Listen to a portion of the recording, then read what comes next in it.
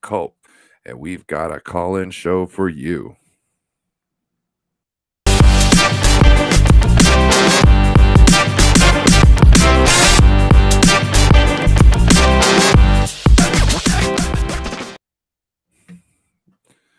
What up, Bryant? What is up Hey, with you? hey, having a good day. It's a good Tuesday night. Valentine's Day, of course. So happy wife, happy life. She gave me the smile and said, "Yeah, you can go talk with your friends for a little while." So I'm here. Yeah, I was talking with Beto earlier, and it was Beto and Mariah from 49 Faithfully, and they were talking about we doing a show tonight, and I thought about it's Valentine's Day. I was like, we should probably give Beto night off so he doesn't get in trouble with his missus, because his missus lets him do a lot of streaming, and you know always wants to make sure that he's on time and stream. So I want to make sure on at least this day of the year, we as content creators are thinking out for her. And Mariah is like, yeah, I probably should do the same thing before I'm in divorce land too. And so we decided not to do our show tonight. So that's why I was like, hey, Bryant, you want to do a call-in show? Because what up, Damien? Damien in the building. What's up? Damian Lee, the goat. Yep. Sorry I had to mute you last week. Wasn't trying to snub you at all. I was gonna try and come back to you after we got done with the question, but you had already left. Just want to say my bad. I would never affront on you like that, sir. Um, so Bryant, while I got well, essentially your show at this moment. Um, what do you think of the Super Bowl?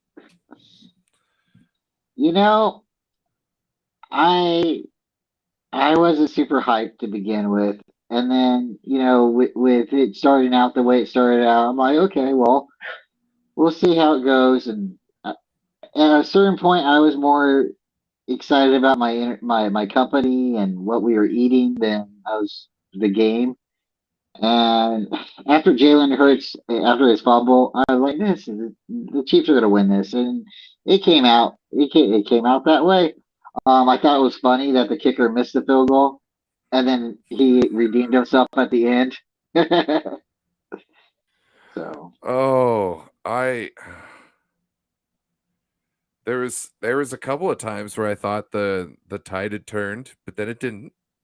But then it did, but it really didn't until the end when it did, and it was over.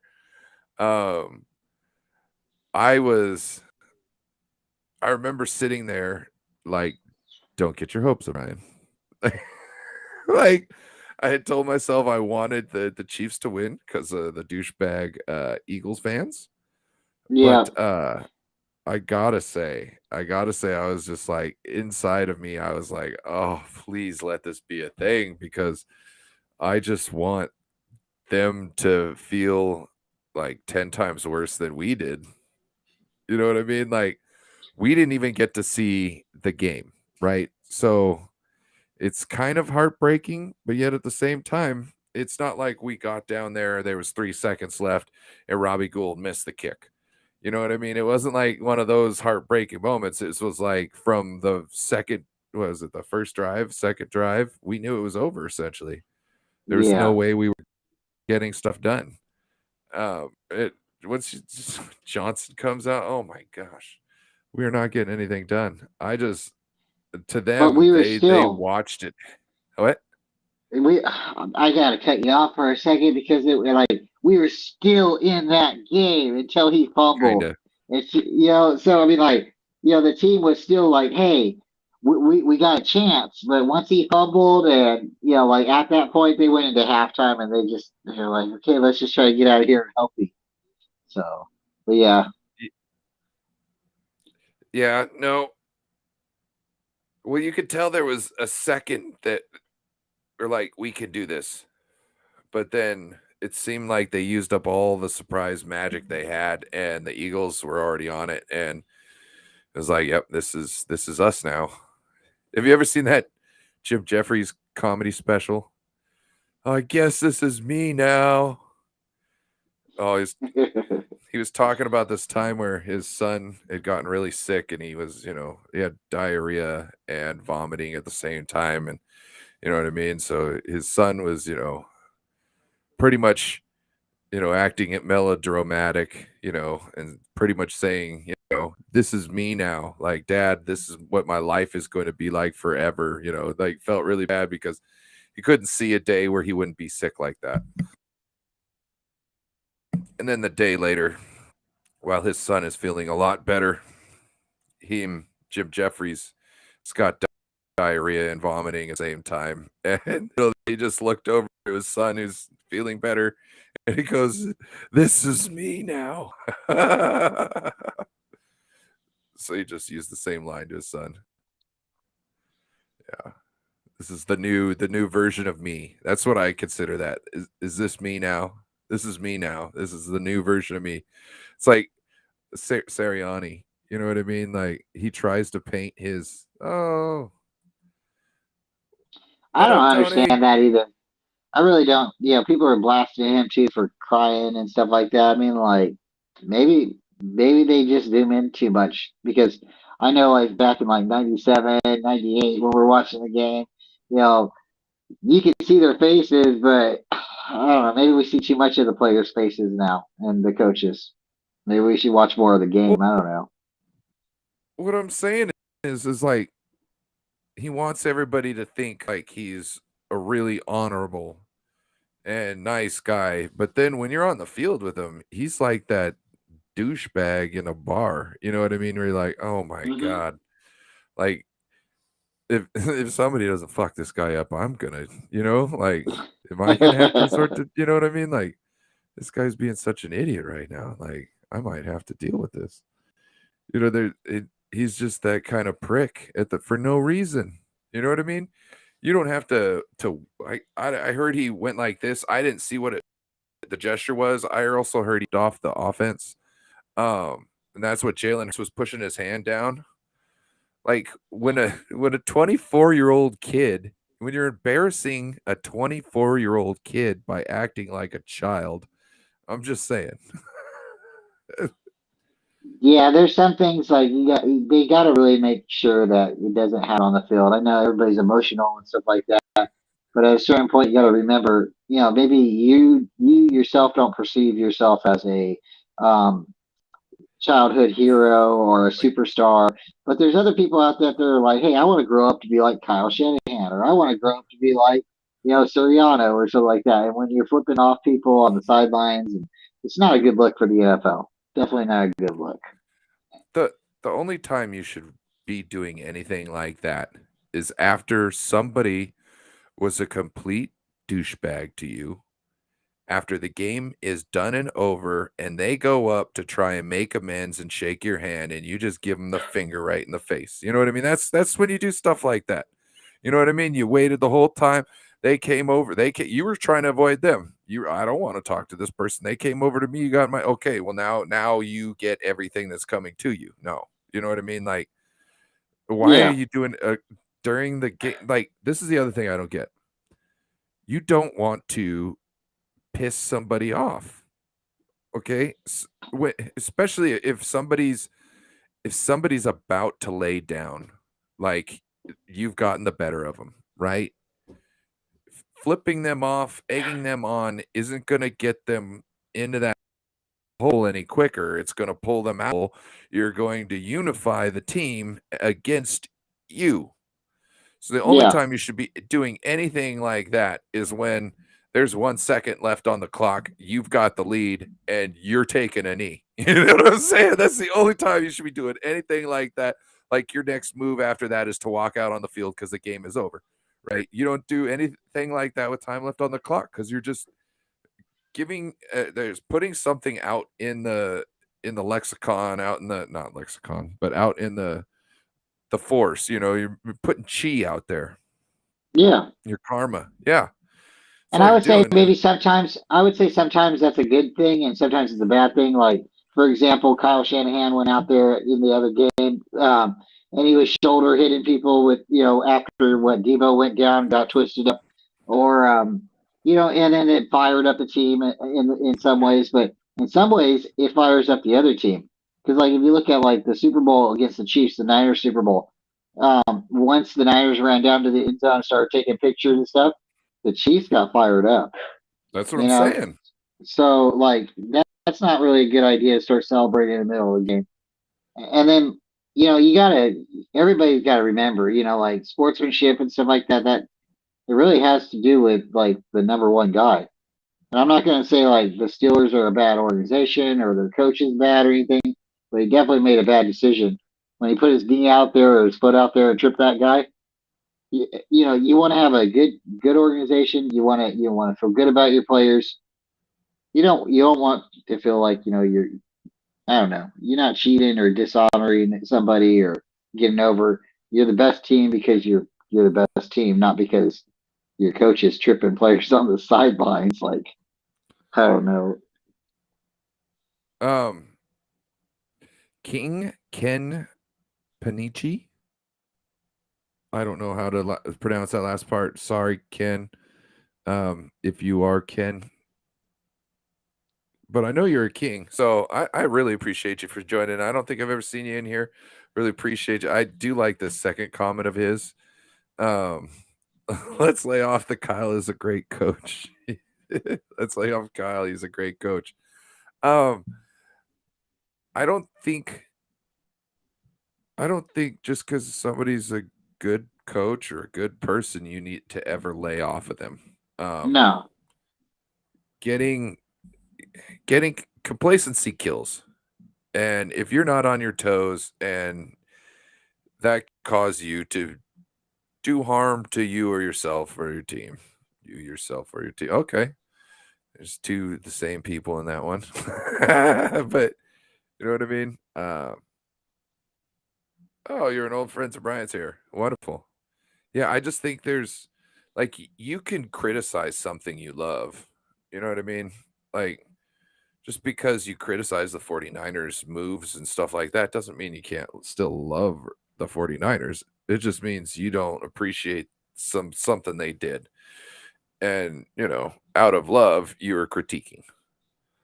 So I don't think anybody's off limits, especially management. Like I first and foremost, Jed. You know what I mean? Jed is in charge of a lot of this stuff. Whether he's making the daily decision or not, he's the owner. He is accountable for everything.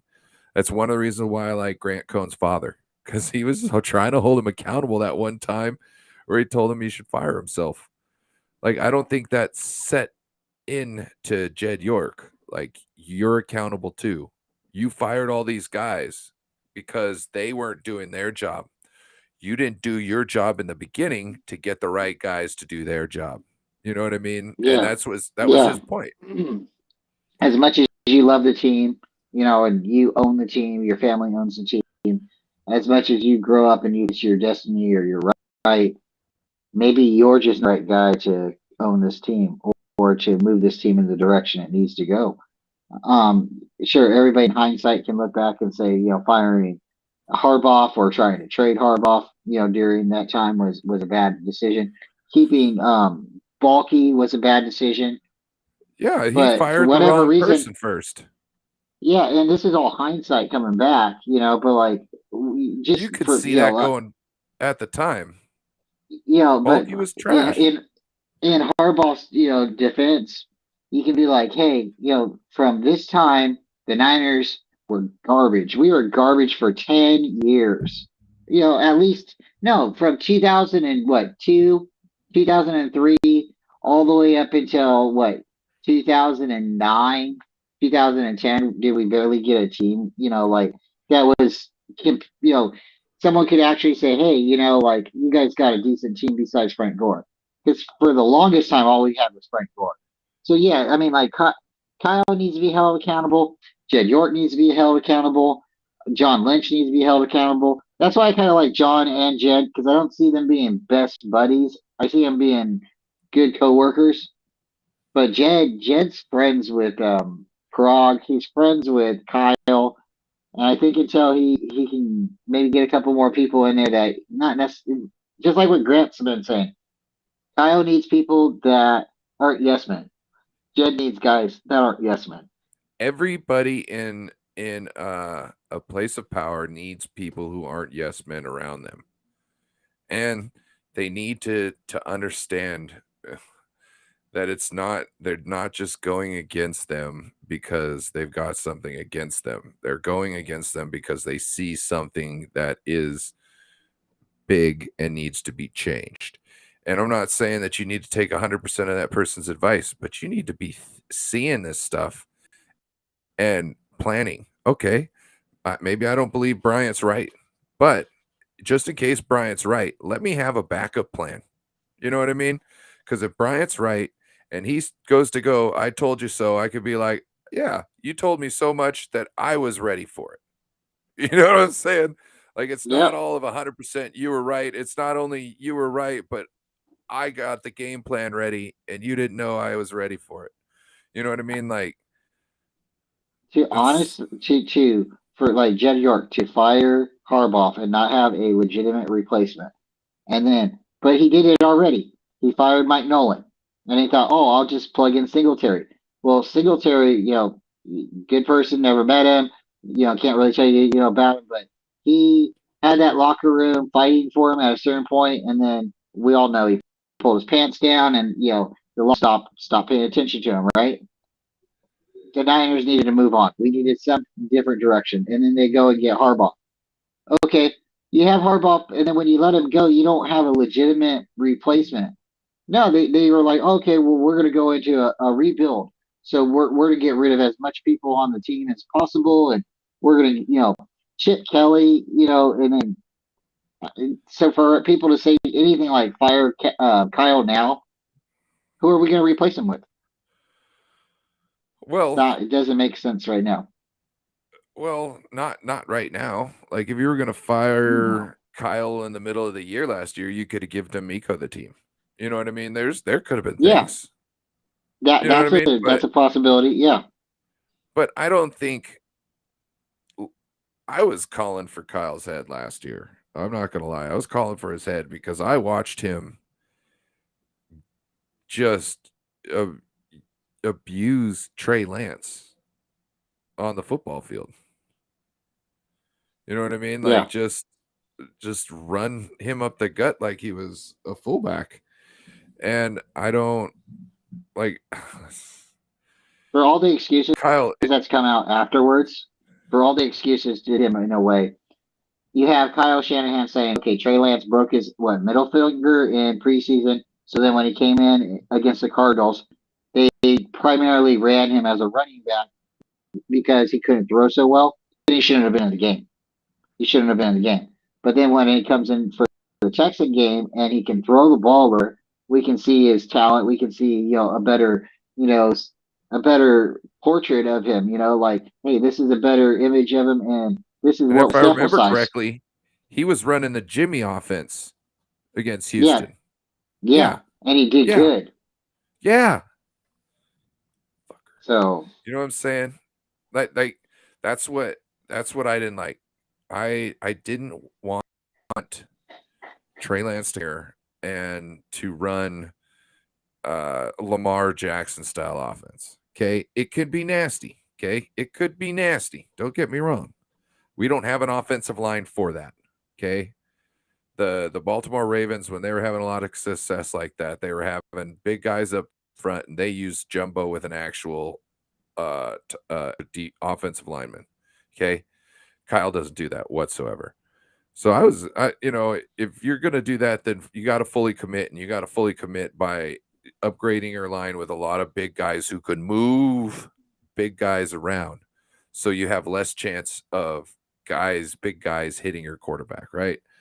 But I didn't want to see that style offense. I just wanted to see him do the Jimmy offense. And when he got in trouble, instead of catching a sack or throwing an interception, he could get out to the flat and either throw it or run That's all I Yeah, wanted to see. yeah. I will 100% agree with you. Like, if we could have just brought Trey Lance in and let him run the Jimmy offense, and I know people hate the Jimmy offense, but do you really hate the Jimmy offense? We run the ball. Our running back and our offense have the ball 10 to 14 minutes a quarter. We run 14 to 17 plays a drive. We don't punt the ball. We go into halftime up. We don't score 40 points, but our team comes out healthy. Well, And if the reason Jimmy wasn't the quarterback and it was Trey Lance doing that, the options would have been, hey, you do the same thing Jimmy's doing, but then when we do need you to throw that ball 80 yards at the end of the game, you have the ability. And that was the upside of Trey it's not because just that. he could have just He handed can it off. he can hit the clear out route, which makes that Jimmy offense on crack. Yeah. Once you hit the clear out route, once you hit or even attempt the clear out route, if you can go do a good attempt to where they're like, oh crap, he almost caught that ball. Guess what they now have to do? They now have to make sure anybody going down the seam like that has coverage over the top just to stop that home run ball. And once that Yeah. happens, everything underneath opens up. Everything. I mean everything. You know, if Brandon Ayuk is getting 5 yards of separation over the middle against the Eagles defense, imagine when someone can hit the clear out route, what you're going to see. They weren't covering the clear out route with over. That's not something they do. They don't have to. Purdy No, they doesn't don't have that expect it. arm. No, Yeah. not at all. The moment they have to respect it, that offense, that Jimmy offense is nasty. Nasty. Especially That's why that I 21 just don't personnel. understand. Yeah, that's why I just don't understand why do they have to implement all these other things when all you needed was just Jimmy just to be a little bit better. You just needed Jimmy to be a little bit more athletic. And Trey Lance is 100% more athletic, but we only need him to be like 10% better than Jimmy. So let's let him grow in this offense by running the Jimmy offense. And when you, like you said, there's those abilities, you can throw the ball deep, you can run that clear out. Even if the guy doesn't catch the ball, we got to attempt it. Jimmy, we can't attempt it. They're like laughing every time he does it. So if we want to be legitimate, we need to legitimately get behind a quarterback that we believe in. I've got a question for Grandizer here after I answer this. No Border Sports. Hello, how goes your day? You like the Cards hired Jonathan Cannon as their head coach. Welcome to the bottom of the division. Again, Cards fans, LOL. Yes. So I got a question. You're trying to put together this offense, you know what I mean, with Kyler Murray and all this and that, and this and that. And you don't go for an offensive minded coach like you just did with Cliff Kingsbury, but you go with a defensive head coach where I think offense should have been more of their wouldn't you say that's more of the Cardinals' strengths? What are you bringing in a defensive head coach to turn over your defense and then not know so much about an offense to fix the issues that you really have on offense? Like, I think your problem's Kyler, and I think you got. I think it's hard to say this, but I think they got rid of the wrong guy. I think they needed to get rid of Kyler and give Kingsbury a chance as somebody who's not a little prima donna elf. Yeah. Sorry, this was a while ago. But Grandizer, give me your thoughts on that. Is this defensive hiring of a head coach to kind of make it so I don't know, to mask the troubles with Kyler? David says he wishes he could fire Jed Yorks have owned this team for 23 seasons. No ring. Leave and come back in. No problem.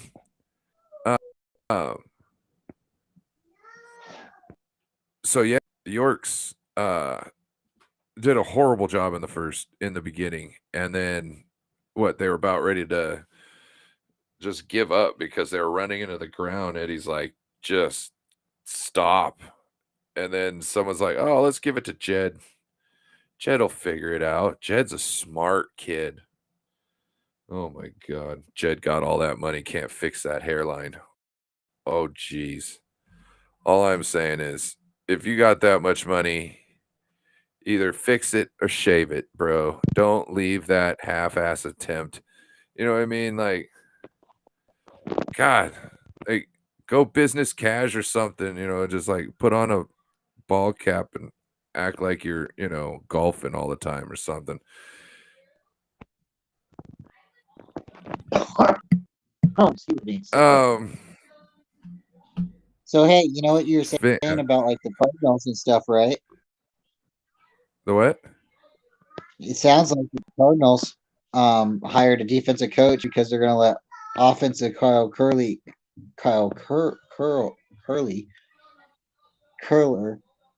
can't say his name right now. Sounds like he's going to be their offensive coordinator.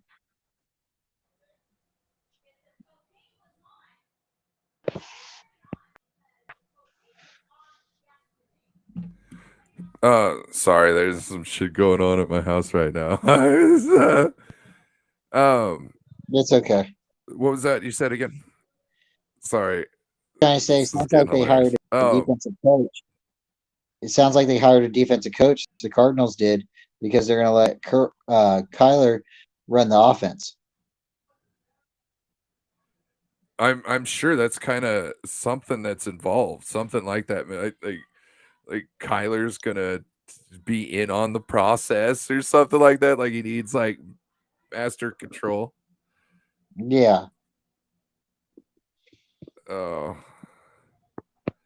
let's see, Jim Tom Sula. Where are we at, real quick? I need to get back down to the bottom so we can get to the new comments. Oh wait, Grandizer might have came back with something real quick.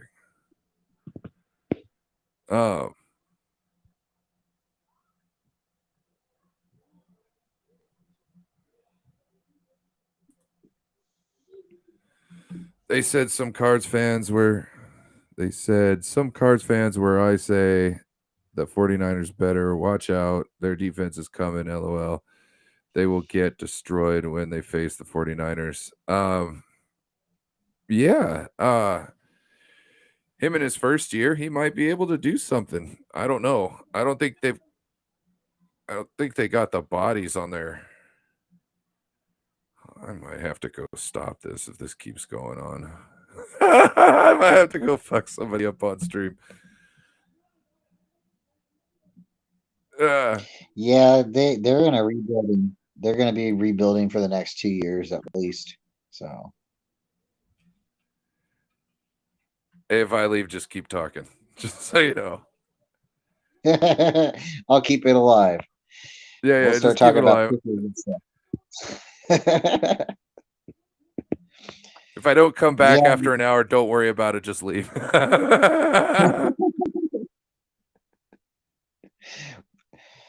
Well, no, I think the Niners have a good chance. We really do. I know we got a lot of free agents leaving and stuff, but we signed a lot of people last year to 1-year contracts, and we'll probably do that again this year. And we gotta get somebody on the other side for Bosa, and we definitely need a new right tackle. I don't think Mike McGlinchey wants to come back even if the Niners offered him the biggest contract. Hello. Hello, how are you? I'm good. What about you? Just fine. That's good. You been jerking off lately?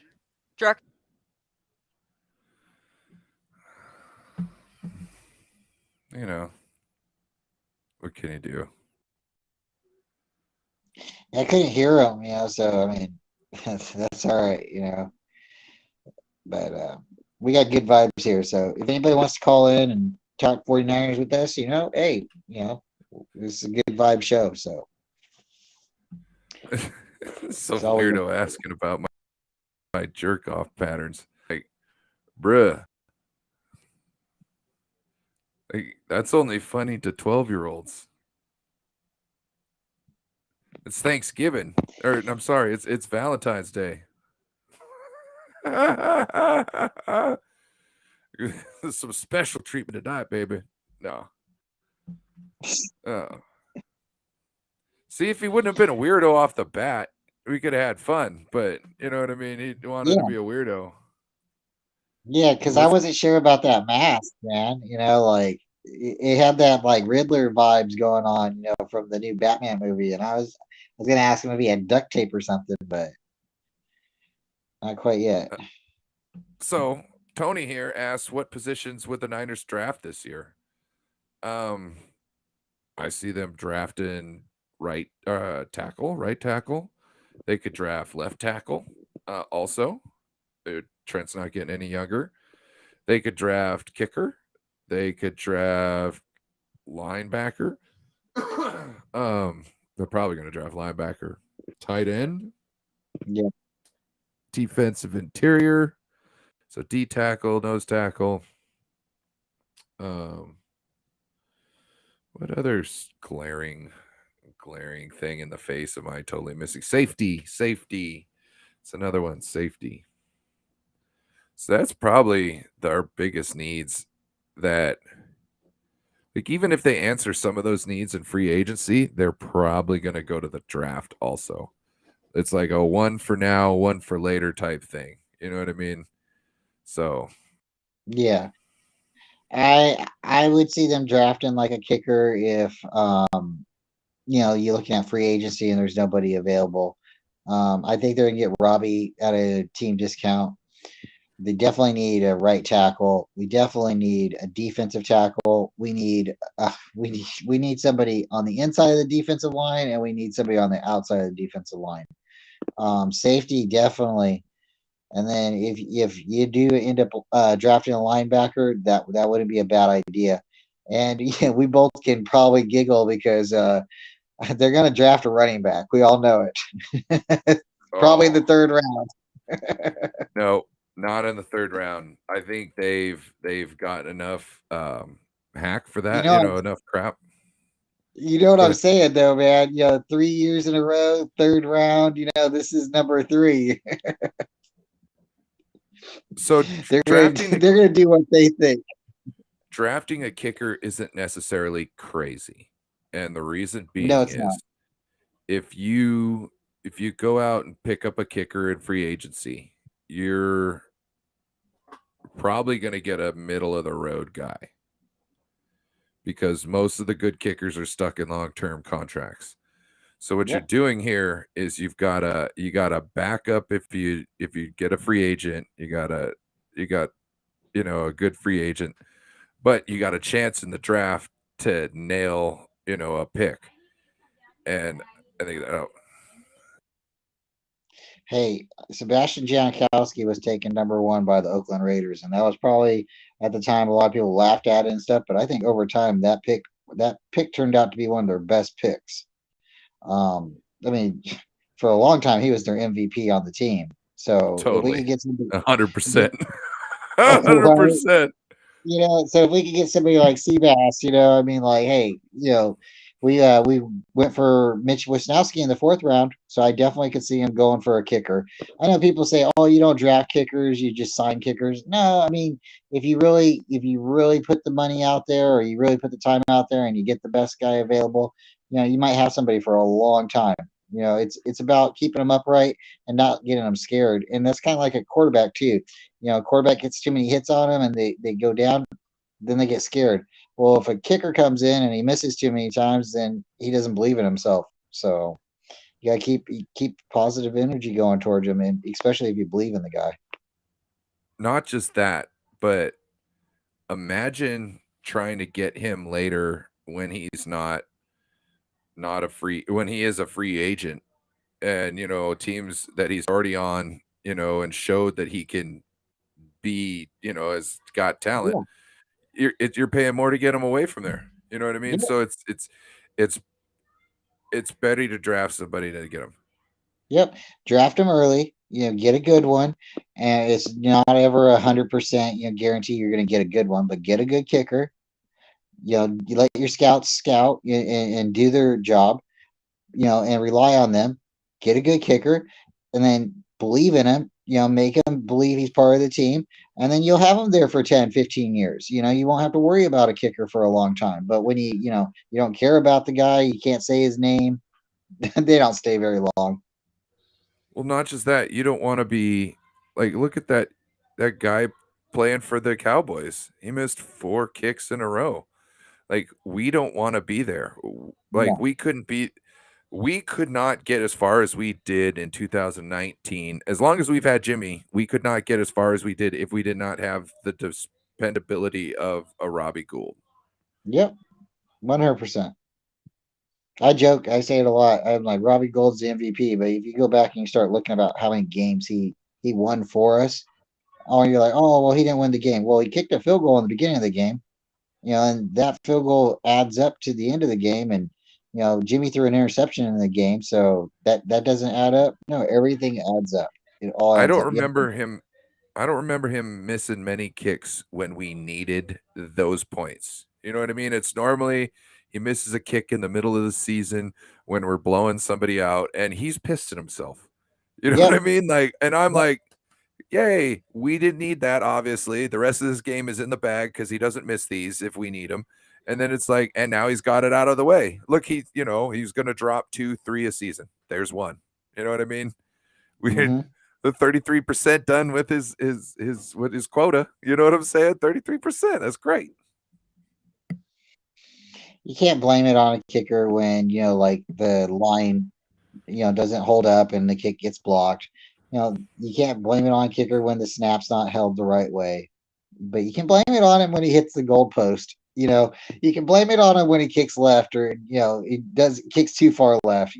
There's the times where you can blame it on him, but that's why I always say shout out to special teams, because if you have a special team, you win the Super Bowl. A special team wins Super Bowls. So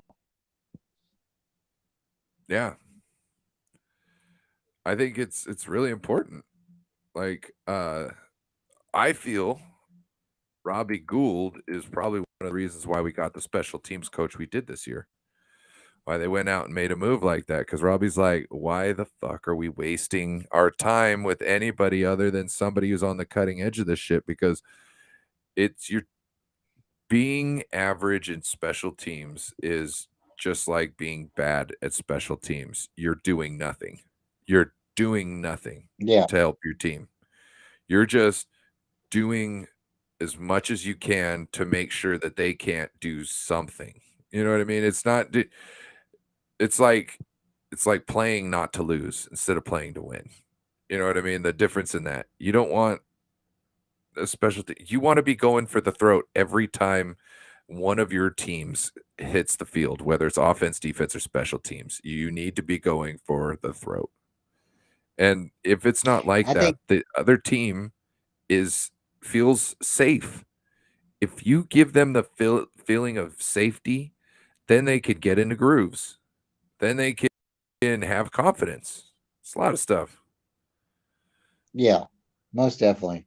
I think too, like you bring up like somewhat of a good point I'm thinking of right now is just, people get mad at Mitch Wisnowski or Robbie Gould for not kicking into the end zone. Well, sometimes if you kick into the end zone all the time, the other team usually will down the ball or get to the starting position. So when you say, hey, and you give yourself that advantage and you take it and they get a tackle, you might be able to stop that team on the 15 or somewhere like that. So it's an advantage point and it's a win, loss situation. You don't always win on that, but the Niners are giving their team a chance to make that play. So oh yeah, Corey. Oh yes, sir. Yes, sir. I'm sorry. I didn't hear that. Wow. Oh. How's it going this evening? Nothing much, brother. Just chilling, getting ready for work. How you doing? Good. Yes, sir. I'm a old friend of Bryant, man. We go back like 8, 9 years. Then working at a factory, and I met Bryant there, and he's.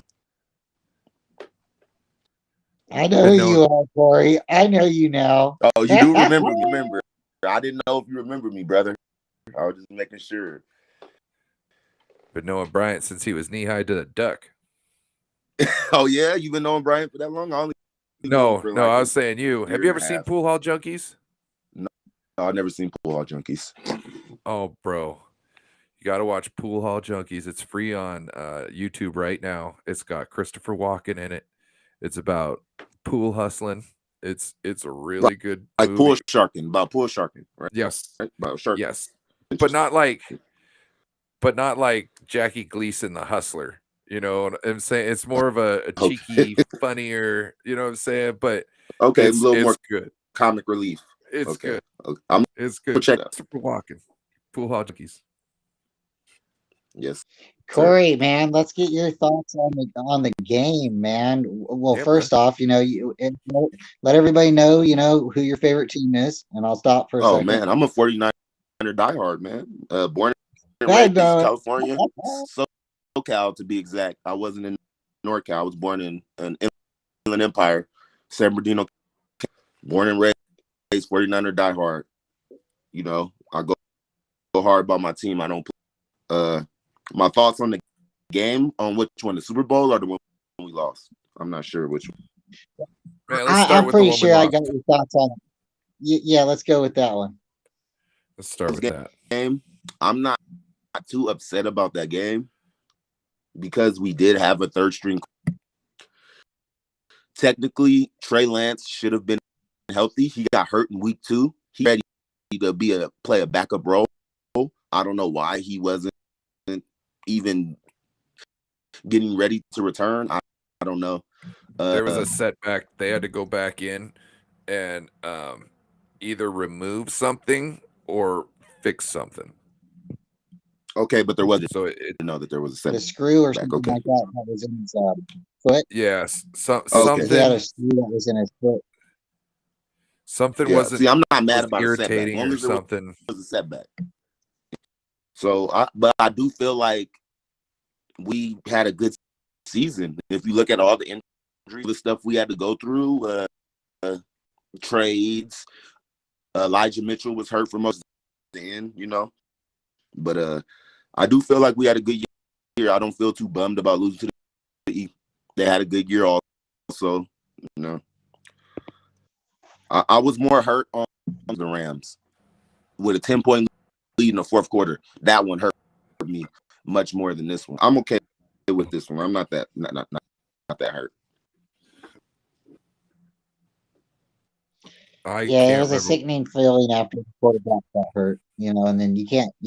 We all knew after Purdy went down, we didn't really have a chance. But Yeah, and then you can blame that on Kyle. Had a veteran. He should have signed a veteran to back him up, or someone that could, you know. But That you is don't facts there, expect Corey. that. You don't expect that. So I don't really blame someone there. She could have been anybody. Sign anyone off the street. Yeah, get this I would, guy just in case, you know. But bro. I would have had Fitzmagic on the sideline, been like, "Hey, bro, just come out the booth for a couple Fitzpatrick, weeks, yeah, just in he's case." over there on Amazon. Get him. Because, Go get him. Yes. bro, think about it. You need somebody who isn't scared and believes in themselves to come in the middle of the game and just, just play. Yeah. Who That's the guy I want. understands the game and understands, you know, who understand what the fuck was going on. He was out He's got the Yeah. heart of there a plumber. fumbling direct snaps. It was a direct, oh shit. He can't even get a direct yeah, snap. We in trouble. Yeah, that's what I'm saying. Like, oh, when I saw that, I was like, why the fuck is he out here? You know what I'm saying? Like, Yeah, I was like, whoa. like You this know, but rookie comes off the fucking bench and plays lights out for fucking 7 weeks, whatever it was. weeks, yeah. 8 weeks, plays lights out right off the bench, and you're supposed to be a vet or something, and you can't fucking take a snap, bro. Right? You can't take a direct Fucking snap. 14 teams and all this shit. most And fuck important, is that? you can't take the You most should be important the moment, best, most best direct snap important taker yeah, motherfucker probably out your there. career. Just he saying. should take the best direct snaps ever. He should be a king at taking direct snaps. He probably taking snaps from like 48 different centers. You know what I'm saying? Right. You know And what they I hit mean? It wasn't even a bad snap. Hit him right in the hand. It's like, come on, man. Fuck. Oh, you a left turn. Oh, I get it. You left turn. You know, oh, you're a quarter right. You're a quarter right. You know what I'm saying? He should know by how the ball rotates, what style they are. He should be able to tell Yeah. them, hey, you need to choke up on that ball a little bit. You're over rotating. You know, he should be able to tell them how to critique their snaps. Spiral was loose. Get that spiral a little tighter. Yeah, That was a duck. You threw. Get that tight spiral. You know, for sure. Moving man. around Yeah, too much so on me. I'm not too up. You know, I do feel like we'll be back next year. So, but the Super Bowl, it was boring. The style of play that he play, I'm not going for it on fourth down and all that goofy college shit that they were doing. I'm glad the Chiefs handed them their ass. I'm for it. And hopefully they do good next year. Hopefully the Eagles do good, but with that way that their coaches, just the way the numbers 2 years in a row. So we'll see what happens. But yeah. Sometimes I don't. I was Kyle. back and forth, but wasn't like it wasn't a good game. It wasn't like a game I expected to see. So it is what it is. Like sometimes I don't get Kyle. Like you're saying, like don't go for it on fourth, which I get, but also I think there's times like you remember when Robbie Gould was hurt and Mitch was kicking and he couldn't. You know, he couldn't really get a field goal down, right? So Yeah.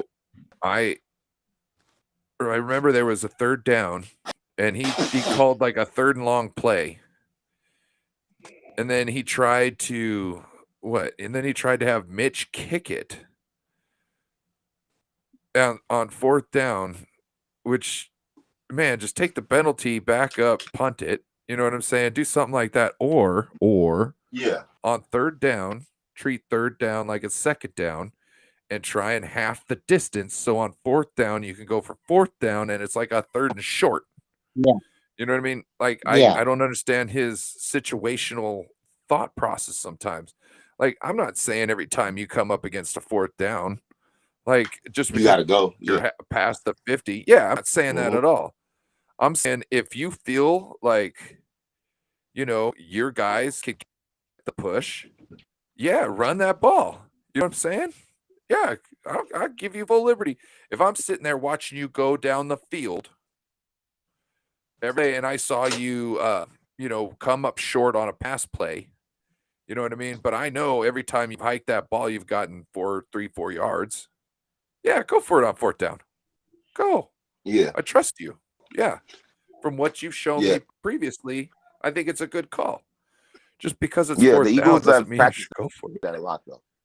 Practice that a lot though. You seen that the quarterback sneaks, they were getting 4 or 5 yards on those quarterback sneaks. They practice. Every time I seen that, first time I seen that, I was like, that's going to be a killer because that's a rugby scrum right there. And essentially what they did was take a sport that is made for pushing somebody back like that, and they just took a formation from that and used it in football. It's totally smart. It'll change short down yardage from now on. Especially Like, when you shout got out a to guy the like Eagles, though. Hurts. Did you guys No, see go ahead, how Brian. low they got their pads? Yeah. Shout out to the Eagles. Did you see how low they got their pads? I mean, Yeah. I can't tell you that Jimmy Garoppolo would have snuck a better quarterback sneak. No, they're right now their best, fourth and goal, 4th and 1, quarterback sneak. They get their pads low, and that's where it's at. Their bellies were on the ground, basically. You know, That offensive line was getting such a push with dogs on the Chiefs defensive line. They was just pushing them back like it was nothing. Like, yeah, it was crazy. Yeah. It's going to change. But yeah, the the way Eagles. short down plays are. Yeah. Because you for could sure. do so much out of the back end of that. Everybody's got to get down to try and stop that, right? So Mhm. how many eyes are watching the two guys in the back after that everybody goes down? It's just a pitch. You know what I'm saying? It's just Exactly. a pitch away Right. from That's hitting that edge. pitch right to McCaffrey. Right. Yeah. And if we see, because once this starts going around the league, which like I said, I think it's going to, you're going to see teams that play it a different way. And if they know, oh, this guy's always playing as a safety back here just in case we pitch it, then that means we need to run it every time going forward. But if you know that they're always going to converge every guy on there like that, well, we're pitching it. You know what I mean? Because you're not going to have anybody there.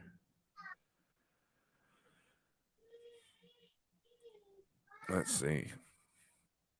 Talk Josh Johnson have to do the same for MVP candidate Hurts fumble. What up, Mariah? Yeah, that fumble cost him the game, huh? Happy Valentine's Day, That Mariah. fumble. Yeah, like once I saw him in the game, I was like, what is he doing in here? Like, he's not a real, like, he's an actual quarterback. Like, you know what I'm saying? Like, people think that he's a quarterback in this league. Could not see it. We could have had Cam Newton. We could have had so many other people. Oh, Hey, Corey, thanks for coming on, man. Really appreciate it. I'll have to get back with Corey here soon. But no, we could have had so many other people. Ryan Fitzpatrick, Fitzmagic. His beards, Ryan, his beards win games for him. I mean, he's been on Bro. 11 different teams. He knows different offenses. I mean, if that guy isn't a coach one day, I mean, I don't know. I imagine him being a coach at one point later in his life. There's so many options that we could have had for a backup quarterback to go Josh Johnson route. Like, oh, what happened to Corey? he fell out. That's why I would give him a shout out. I'll Oh, have to get back with him. yeah, Corey. Yeah, Corey's really cool. I met Corey. Yeah, he he's is. right. About 9 years ago, I met Corey. So I've known him for a while. He's a good guy. And he used to work up here in Stockton with me and then moved back to Southern California. Great guy. I know his uncle. It's good. We're good friends of the family. So, yeah. Heck yeah. So, yeah, Corey and his Uncle Ron, been to countless barbecues. So, Oh, bro. yeah, I met Corey because he was running around and he was the only guy with a 49er hat on in the factory. And I started talking to him, and next thing we knew, we become friends real quick. So, and I like talking to people who have not necessarily the same outlook as me, but can give me their perspective, without arguing. We can have a adult conversation, and you can give me your perspective, and hey, if it sounds good, I'm gonna definitely listen to it, and I'm gonna go from there. And Corey's brought me a lot of perspective. He helped me out with fantasy football and a lot of other things too. So You know what? It's if you go into things closed-minded, you can't grow. The moment you think you know everything is the moment you stop learning anything. Because you already know it. You know what I mean? So yeah, there's no harm in being wrong. There's no harm in apologizing, or acknowledging that you're wrong. And I had this talk with my daughter the other day. She her grandma was volunteering some information that she cut her own hair like every little girl does. You know what I mean? She cut her own hair with scissors the other day. And she immediately got ashamed of herself and ran away and started crying, right? She probably thought I was going to be mad at her. I also told her, Faith, you don't do that, right? She got really upset and she ran off. So then I had to get her back there and I said, look, Faith, there's no reason to be upset and ashamed about something that you've already done unless you don't learn from it. You know what I mean? And you do it again. That's the reason to be ashamed, is that you did it again after you learned it was a mistake. You know what I mean? Like, and she calmed down and she got to understand, and okay, now in the moment next time, she probably won't think about it just again, but she might have to be reminded, and maybe later on, she'll get it through her head. But, this is the thing. Keep making mistakes, and the same mistake over and over again, expect different results is the definition of insanity. So I don't think, yeah, it's No, man, you're right. That's how you learn. You make mistakes and you live, you make mistakes and you learn from it, And yeah, my little girl did the same thing. She cut her hair and we were like, hey, you can't cut your hair, because now now we gotta cut half your hair off because what you did, and so she learned. We got some great pictures that will probably haunt her, and we'll keep those in the back of the picture album until we need to pull them out. But that's now why she's got great hair, so when I hear those stories on the news of like schools cutting kids' hair, I'm like, oh, don't, oh, you know what I mean? Because don't touch somebody else's kid's hair. I'm just saying, just no, don't touch their hair. You know what I mean? yeah, you really Just shouldn't be don't. touching anyone's kid's head or anyone's No, kid at all. no. Like But I mean, like, if you know what I'm saying? if Like, a kid comes up to you, with a hug, that's different, but you shouldn't be like the one orchestrating hugs and like that's not your kid, you know. right. But like, there's people coming in, they shaving little girls' hair when their hair looked fine. Like, what's the reason why you needed to shave their head? That's just like, to me, it seems like people are trying to terrorize little kids, and there's no reason. Like one black young man had to shave his braids off or something like that. It's like, what are you talking about? Like the picture before, like he had his braids looked better than the after picture. It looked way more. He looked more handsome beforehand. It's like, what is the issue with this? You know what I mean? Like, why you're just trying to fuck with people? You know what I mean? Like, and they use the hair for some reason to fuck with people. I don't know why it is. Some people look better with hair and some people don't, and That's for the other thing. jobs to say that, you have to cut your hair, you don't have to cut your hair.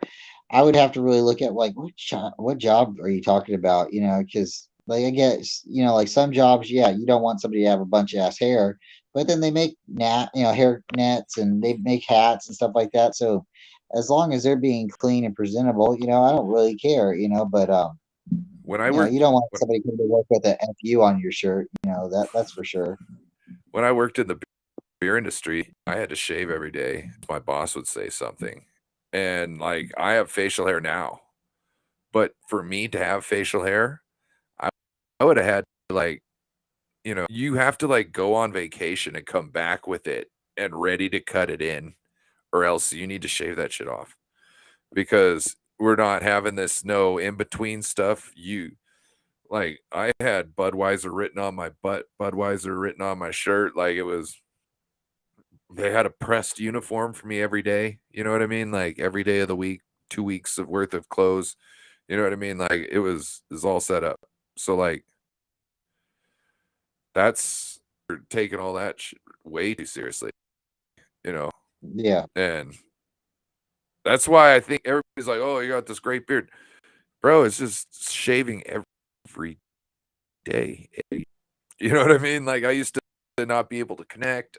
I underneath my chin, like I was having issues, and no, now I can't stop it from growing.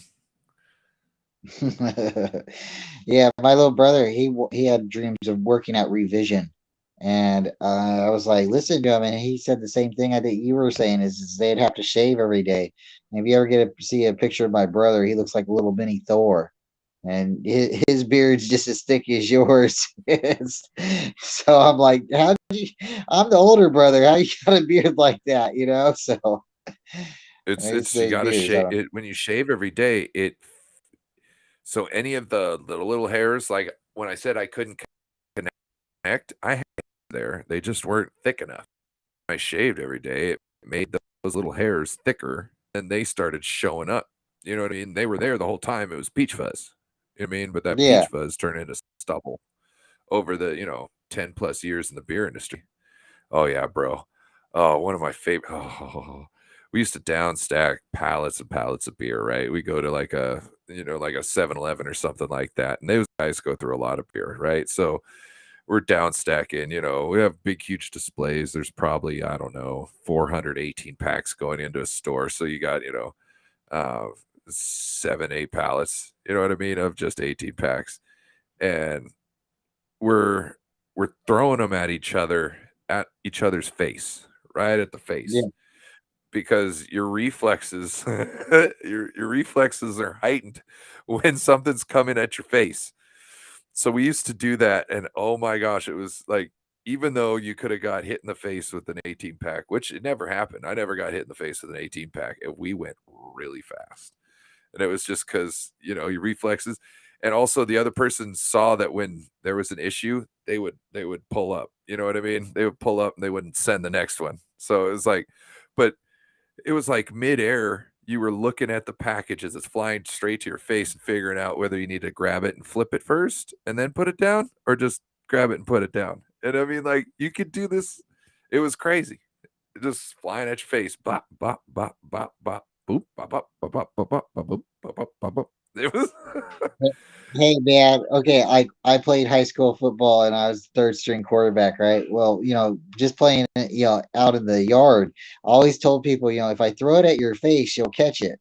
But if I throw it to your hands, you won't catch it. And sure enough, if you throw it to someone, their face, they're either going to drop down or they're going to catch that ball. When you try to throw it to someone's hands, it hits their hands, it drops, that their eyes are looking at their hands dropping the ball, but when you throw it at their face, they don't have nothing. All they can do is either put their hand up real quick and catch it, or they got to duck. So that's what my experience been too. Throw it at their face, they'll catch it. You throw the keys up there, right there where they can see it, boom, you can catch it like that. Baseball, where do they usually catch it at? Right there in front of their face. So yeah. yeah.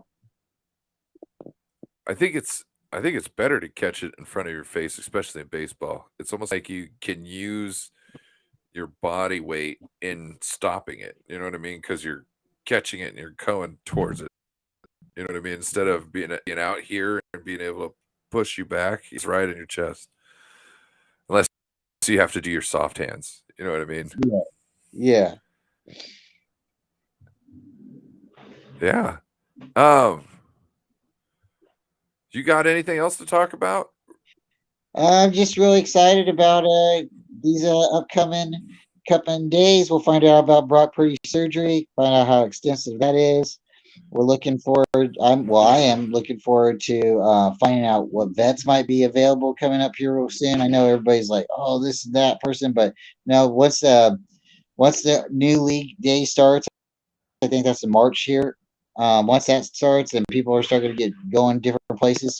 Carr today didn't get the Saints, so I'm excited about that. I secretly think if we signed Carr, he'd be pretty good with the 49ers. So, Steve-O, what up? Oh. What happened? Steve-O is joining us. Hello? Steve-O, you there?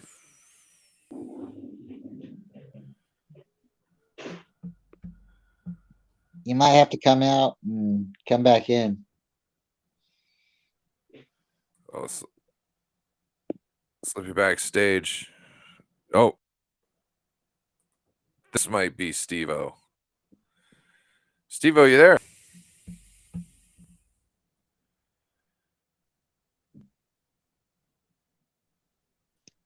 Uh-oh.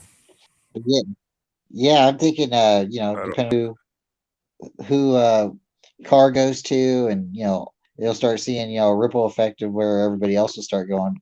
I don't think Jimmy is the most sought after quarterback right now.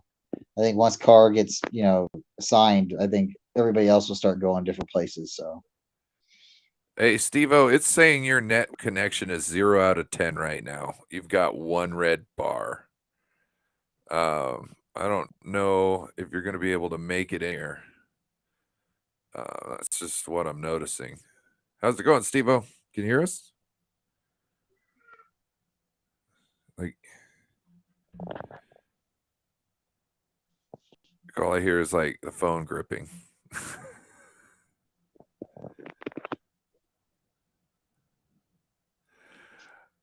Well, we appreciate you calling in, Steve-O. I'm sorry that's not working. Oh, yeah, it keeps disconnected. Yeah, it said you had 0 out of 10 connection, which doesn't sound good. Yeah, we'll definitely have to get you back in here sometime. Then Steve-O's really cool. Yeah, Steve-O, let's see what. Probably do Friday night. I think we'll probably do one Friday night. Unless something pops off tomorrow night, then something pops off tomorrow night, we'll go live again. Don't might make it this All right. thing. Well, you know how to get a hold of him. Yeah. In Yeah, fact, hey, I have a lot of fun with it. On the Discord, I don't know if you saw, but I put up the thread with the lists for free agent right tackles and the free agent defensive tackles. So there's both threads on there, so you could go in on. And to everybody watching, if you want to talk about football like the rest of us, go on our Discord. It's called the Bay Area Sports Server. See, where can I get it? I'll get a link for that. And I'll put that out probably on Twitter. For the Mean Bean, and I'll throw it on YouTube also. But you can get in our Discord and start talking with us. I mean, we're in there. We even got an emoji of Bryant Culp here in his Bryant Culp hat. Yeah. We got other channels. Platform 246 is on there. Mariah from 49er Faith Lee is on there. I mean, we got.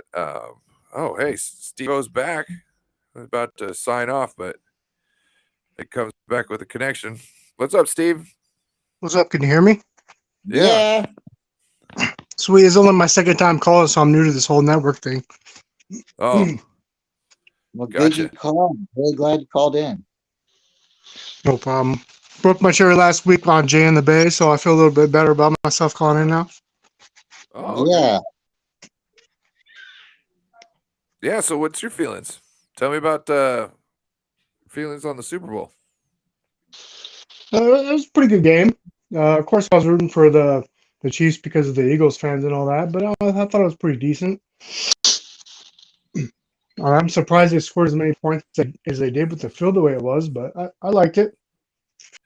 Bro, like, I was just thinking, if they were trying to do something to tip things in the balance of the Chiefs without like paying off refs, overwatering that turf was a great way. Because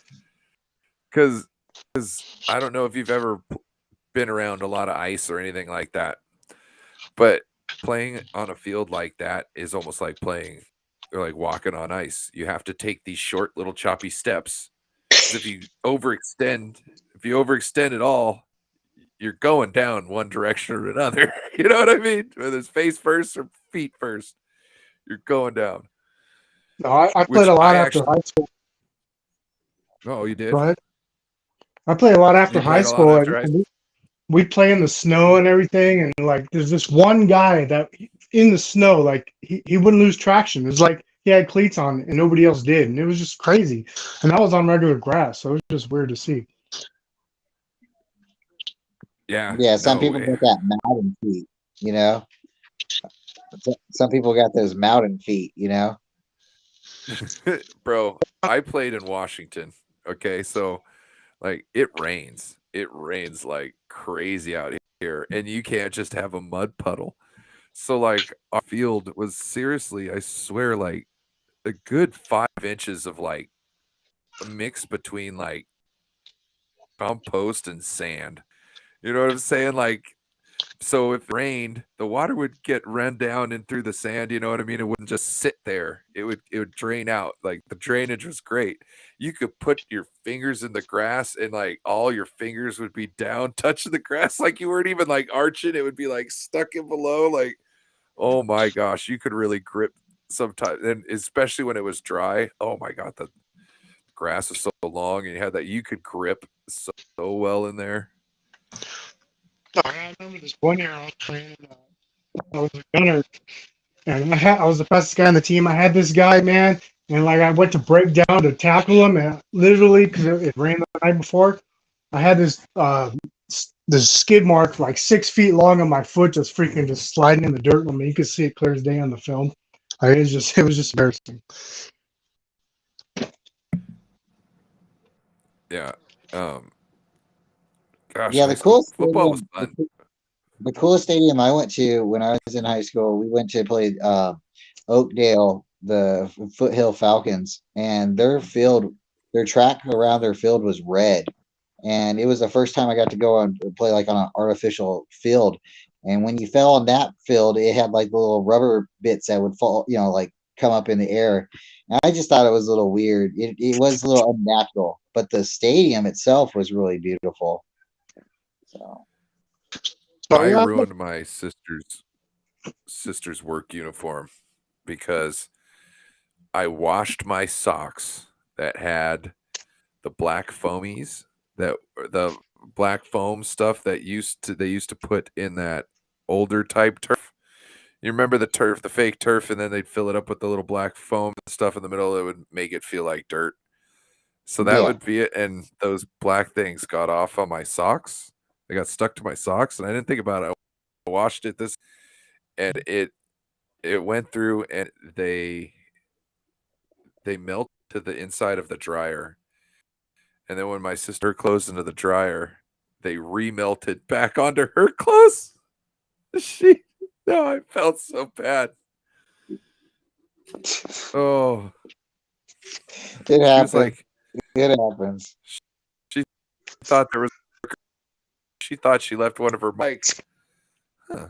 And then somebody said like, because I didn't know I had done it when she had said it, right? And then it was like a week later, someone's like, yeah, if you forget to wipe your socks off or something, you forget to knock those things off, your wife will kill you. And I was like, what do you mean? He's like, the black stuff, it'll get on your clothes and then things black. I was like, oh no. Oh, in the building. What up, Corey Davis? What up, Corey? Oh, I've been forgetting the chat here too. Platform 246, homie Lawrence in the building, saying what up, Brian? Lawrence? What up, Brian? Hey, he's asked what's happening.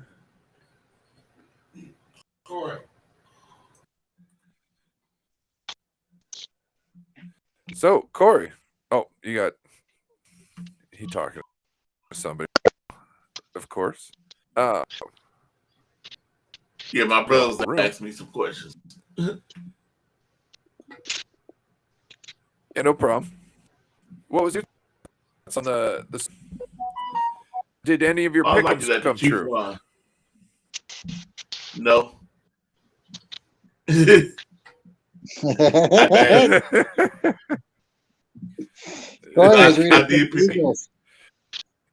pick the Eagles, and I thought because McHolmes ankle that the defensive line won't be able to get a whole bunch of sacks on him or something. He wasn't going to be able to escape. But I was wrong. He was able to escape. And so I did wrong on that one. But I'm happy I'm wrong because I wanted Kansas City to win. Yeah. I just, gosh, between the fan base and that coach, like the players, I like, I like some of the players on that team. You know what I mean? Like I don't hate Jalen Hurts whatsoever. Like I want to see that young man succeed. But fuck the Eagles. Yeah. I didn't want the Eagles to win because of their fan base. Not because of the players. Their fan base. Maybe say it don't deserve. That's how I feel about like the Cowboys. Like I don't want the Cowboys to win because of their fans. I don't care about the players. You know, like there's no. I just want the Niners to beat them. You know, but like no, it's the fans. Well, Yeah. I don't even know. I don't even care about the fans. I actually feel bad for the fans because of the owner. You know what I mean? He's a piece of shit owner. Yeah. Yeah, I feel that they're being sold down a river. You know, Jerry's there to, Yeah. oh, I'm this good businessman and I am so smart. And it's like, okay, yeah, put the team together. Like, he's going down on the field at game or pre-game time to talk to your kicker that's missed like 4 out of his last 5 field goals. And like, that's not like you're the owner, but that's overstepping the bounds because that's up to your coach to handle things, right? Like, if you need to go down to the field to talk to this kicker and make it so he makes all his kicks, what the fuck do you have your coach there for? You know what I'm saying? If you're the one that's actually going to be right? You know what I'm saying? If Like, your what coach did can't Jerry handle Jones that, do? Look, son, yeah. we really need you to make this kick today, okay? For a Cowboy Nation out there, we're all dependent on you. We really need you to do your job. Like, what do you go down there and say? I'm gonna give you a little bit more on your contract. There'll be a little bit extra in your locker room today. You know, that's why you have a coach. You're not the coach. You're the owner. Sit in the owner box. He went down there to tell him, I believe in you, son.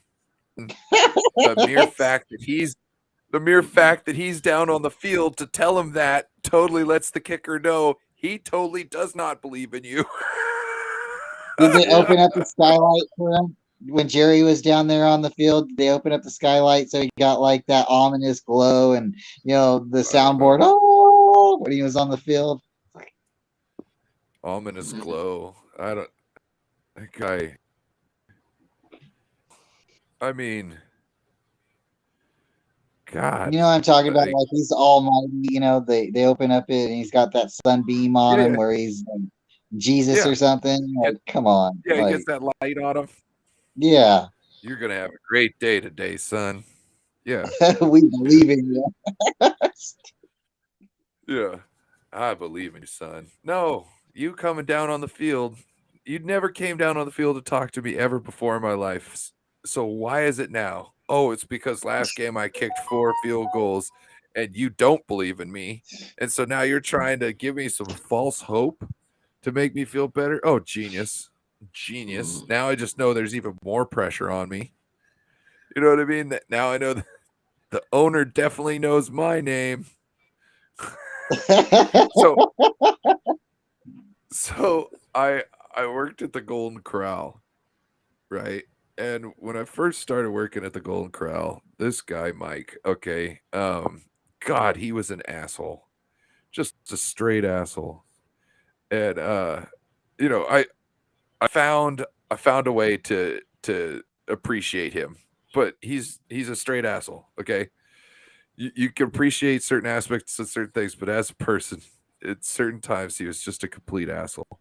So I go, he said something about don't take it personal if I don't know your name. It's a good thing. I said, why is it a good thing if you don't know my name? And he goes, because if I know your name, that means you fucking up. And it's like, oh, makes sense.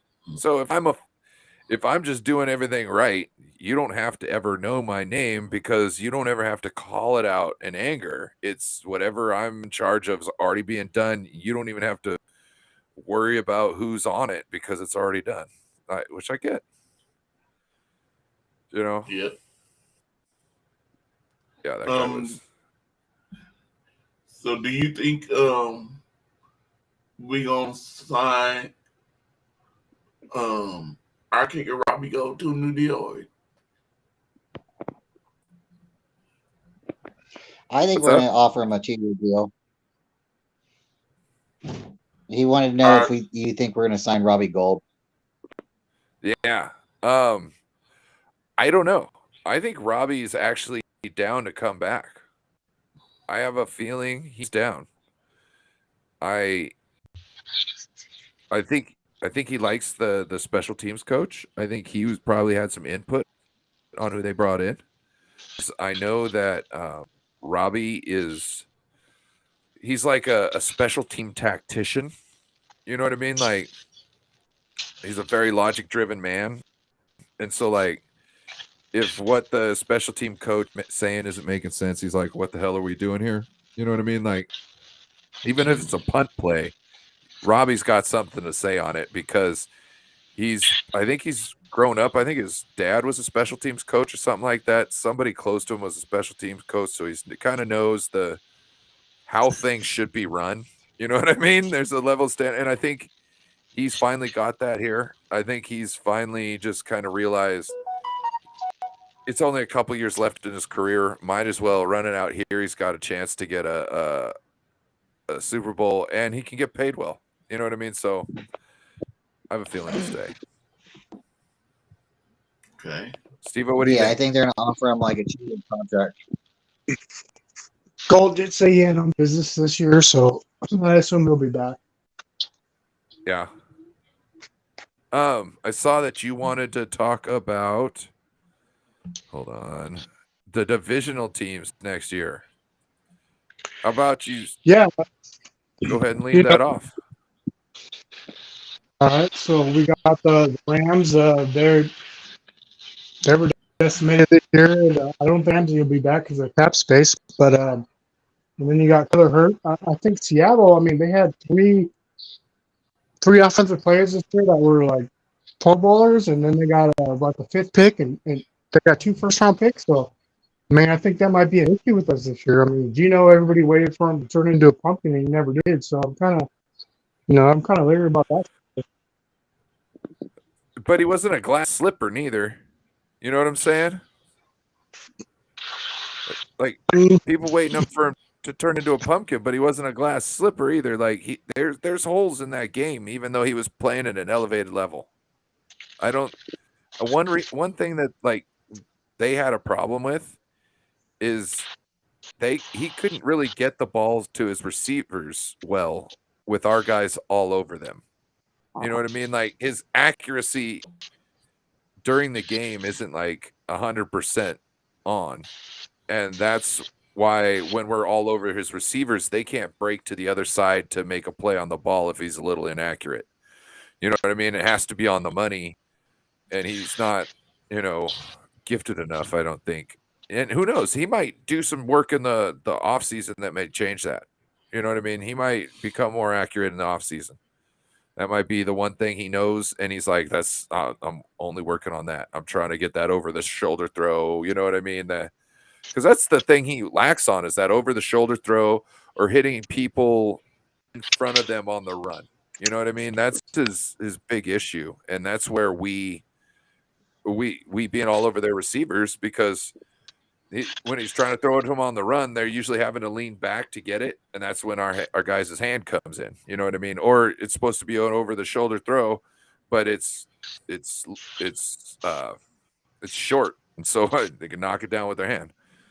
So Gino, I don't know. Just because they get 2 first-round picks doesn't mean they'll hit on both of them. That's it. And Metcalf and Lockett, I mean, they're pretty solid, and everybody in our division had 2 pretty good wide receivers. I mean, Cup, and I mean AJ Green just tired, but I mean Hopkins and all those. That's why we kind of went for a cornerback and got Ward finally this year. But I don't know, man. I mean, not too confident, with the way the franchise is going for Seattle this year. What's your thoughts on Cardinals? We did touch on their new hiring of head coach for the defensive coordinator of the Eagles. We did touch on that. Who's their coach? The higher one? Yeah, I believe it's the defensive coordinator for the Eagles. I can't remember his name. It's up here on the top of the messages. I wonder if I can get up there. Biden's going to be out probably half the year. Jonathan something. AJ retired. So, what are they going to? I assume Jimmy's going to go there or something. I don't know. But so half their season's probably squashed, so I'm not too concerned about that. Yeah. I'm surprised that they went defensive. The fact that they went defensive minded or defensive head coach makes me think that Kyler is going to be in on the offensive coordinator hiring, or you know what I mean? Like he's going to be in on that. And that to me just spelled, it seems like Kyler has, how to put this? Like he's sucked up to the owner. You know what I mean? Like he's sucked up to the owner when he's the actual problem. You know what I mean? And Who do you think put in the contract that he has to have certain amount of study hours? Who do you think I did think that? that was Cliff Kingsbury. Okay. So this is why I say that. The owner's not going to know. The owner's not going to know. You know what I mean? The owner's not going to know. The GM might know. But unless the coach is saying something like that, you think the GM's like, "Oh, I got a great idea. I'm just going to, make them have to do extra credit. That'll go over well." No, So- what it was, hey, you want this big contract. Okay, you want this big contract. Well, we need to see more out of you. And one of the ways we need to see more out of you is by doing stuff even when you're not in the building. And I think that was the point they were trying to get through. And Kyler was having none of it because he felt that I did a video on this. He references that he likes to learn in the building, in his quarterback room, because everybody in the quarterback room has their jobs. And anybody who has been in a quarterback room understands what I'm saying. So what he's saying there is, I like everybody else have to do all the work and then come to the table and explain what they found. I take that and then I do whatever I want with it and go home. You know what I mean? He's essentially stealing other people's answers to the tests. That's all he's doing. He's having his third string quarterback and second string quarterback do all the research on the schemes and, on what's going on in the defense. And he just figures out what they've come up with in the room. And that's what I'm telling you. That's what spurred on this, hey, we want you to do your own research thing, because it's not equating. You know what I mean? His talent is not equating on the field. And they're like, everybody else can do this stuff. You know what I mean? As far as figuring this stuff out, why can't he?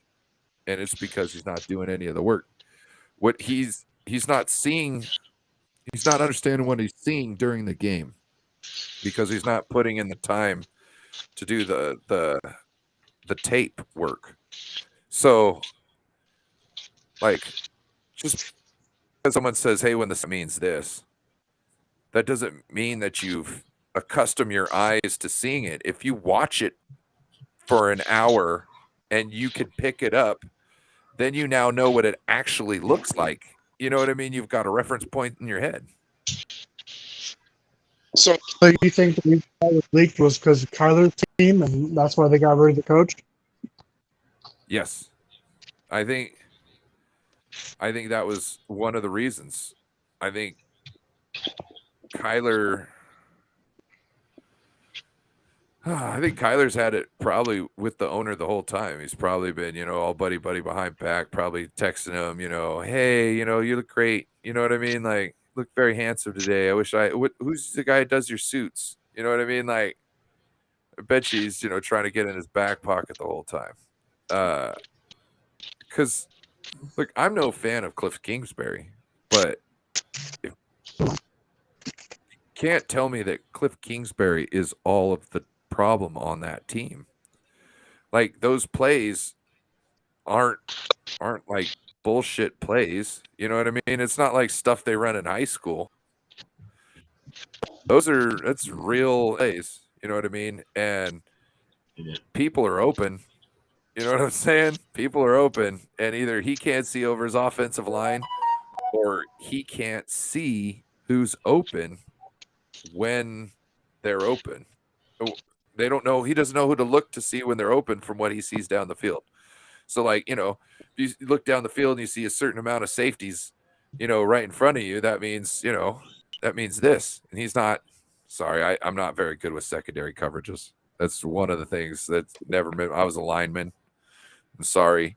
It's one thing I am looking to get better at. I do watch videos and read stuff on formations, cover 3 and all that good stuff. But, if you're looking back, you see 3 safeties back deep. Well, look at your crossing route. Someone might be open. You know what I mean? He doesn't know what's going on when it's going on. It's pretty obvious to me.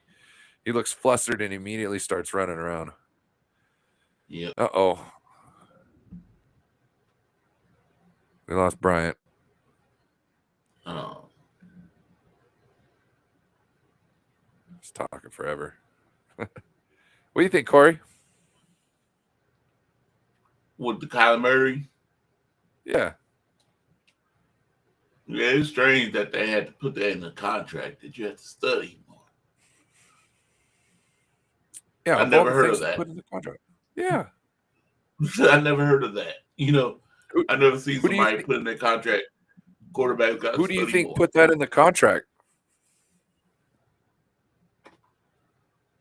I think it's out of the coach and the GM. Okay, but I keep getting bops like somebody came in. Oh, Steve-O dropped out. That's what that is. And then Steve-O came back in. Steve-O?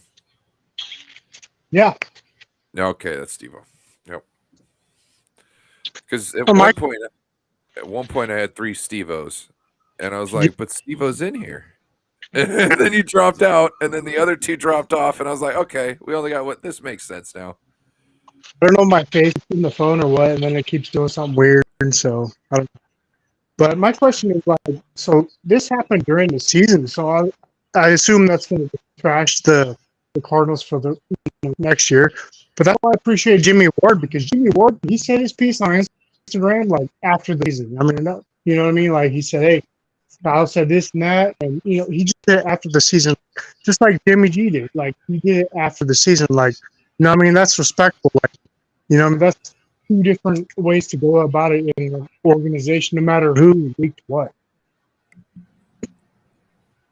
No, it's man shit. You know what I mean? That's just like, hey, I'm here to do a job. He says this is the only capacity that I'm able to do my job. Okay, I don't like it, but instead of saying something about it right now, I'm just gonna put my head down and go to work. You know what I'm saying? That's man shit. And then after I complete that work, then I'm gonna let you know exactly how I feel about that shit. Because after that point, it doesn't matter to me. I have completed my job. I used to be a part of a podcast before I started No Border Sports. Waruna and I were with Randon Commando 24 on Twitter. I don't know if you know him. Covers the LA King. But I was on a podcast with them, and the guy running it, he really rubbed us wrong. And to the point where Waruna was like, hey, we should leave. And I was like, no, Waruna, let's just finish out the season. You know what I mean? Let's finish out our thing, and then we'll break ways. And it got so bad that we weren't able to finish the season. I think we quit like after the NFC Championship. We were like, dude, we're done with you. You know what I mean? But we were full intended, you know what I mean, to take out the whole season, even though we knew beforehand we didn't want, because we had made, that was our agreement. Man shit, we weren't gonna. And I'm still not trying to bring him up, you know what I mean, or say the name of the first thing. I don't want to give the man any shine. Second of all, doesn't matter. It's just a situation, you know what I mean? Like, the name doesn't matter. It's the situation. It's like, you handle your business and then go your separate way, and you can speak your piece. I think, what do you think about how Derek Carr has handled his situation? Brian, you dropped out. You can first. Brian, what do you think about the Derek Carr situation? How they really jerked him around, and he has been totally silent on how they shafted him. Derek Carr is like Mr. Raider, in my opinion. So for them to move to a different city, change coaches on him, twice they changed coaches on him, and now they're going to say they're going to move off of him because they don't want to pay his contract. I mean, I don't know. Like, Which I think they ended up paying his contract. No, because they want to move off of him so they don't have to pay his contract. $5 million hit. He's going to get like Yeah. $40 million this year, doesn't he? He was gonna get $40 million, so they They cut him, but released him. it's a $5 million hit still. I just don't think I don't think you move off of him and you get better. So I think they're just trying to get cheaper. But yeah, I think he's done the more noble, way out. He hasn't really bashed him. I think at the Pro Bowl he said, he said something, but other than that, I would like to see him as a 49er. I think he could do really good in the Niner offense, or Kyle Shanahan offense, but I don't want to pay $40 million for him. Yeah, he didn't pretty much say nothing. Well, I'm hearing that his brother, David Carr, was talking about the Raiders organization. Carr had this throw in the game, in the tryouts or something like that. And then he went on to say that they said, "Oh man, that's like your best throw." And he said something like, "Yeah, if I would have had more of those, or that's why I'm leaving." I'll get the clip. I'll send it to you, Corey. But he was being funny. Yep.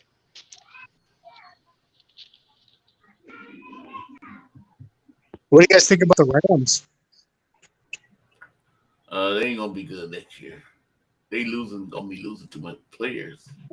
They ain't gonna be able to afford to pick up more players. I think they lose Ramsey for sure. Who? Ramsey?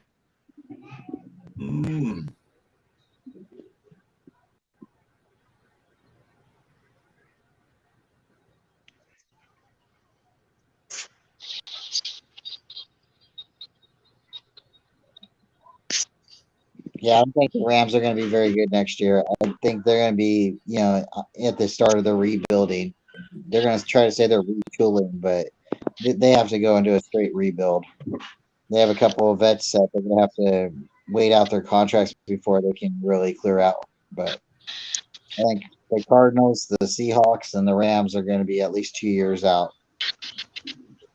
I think the Seahawks could be an ornery foe next year. I just don't Yeah, they're the think closest. like their defense played very stoutly against us in the wild card game, but that was for like the first half of the game. You know what I mean? The second half, not to say that they didn't play fiercely, but it wasn't working. You know what I mean? Like I'm not going to say like they gave up. Maybe it was just they broke the defense or something. You know what I mean? They got something that the 49ers were taking advantage of it. But I wouldn't sleep on the Seahawks at any point in time. They showed us this year they were supposed to be nobody. They got to the playoffs.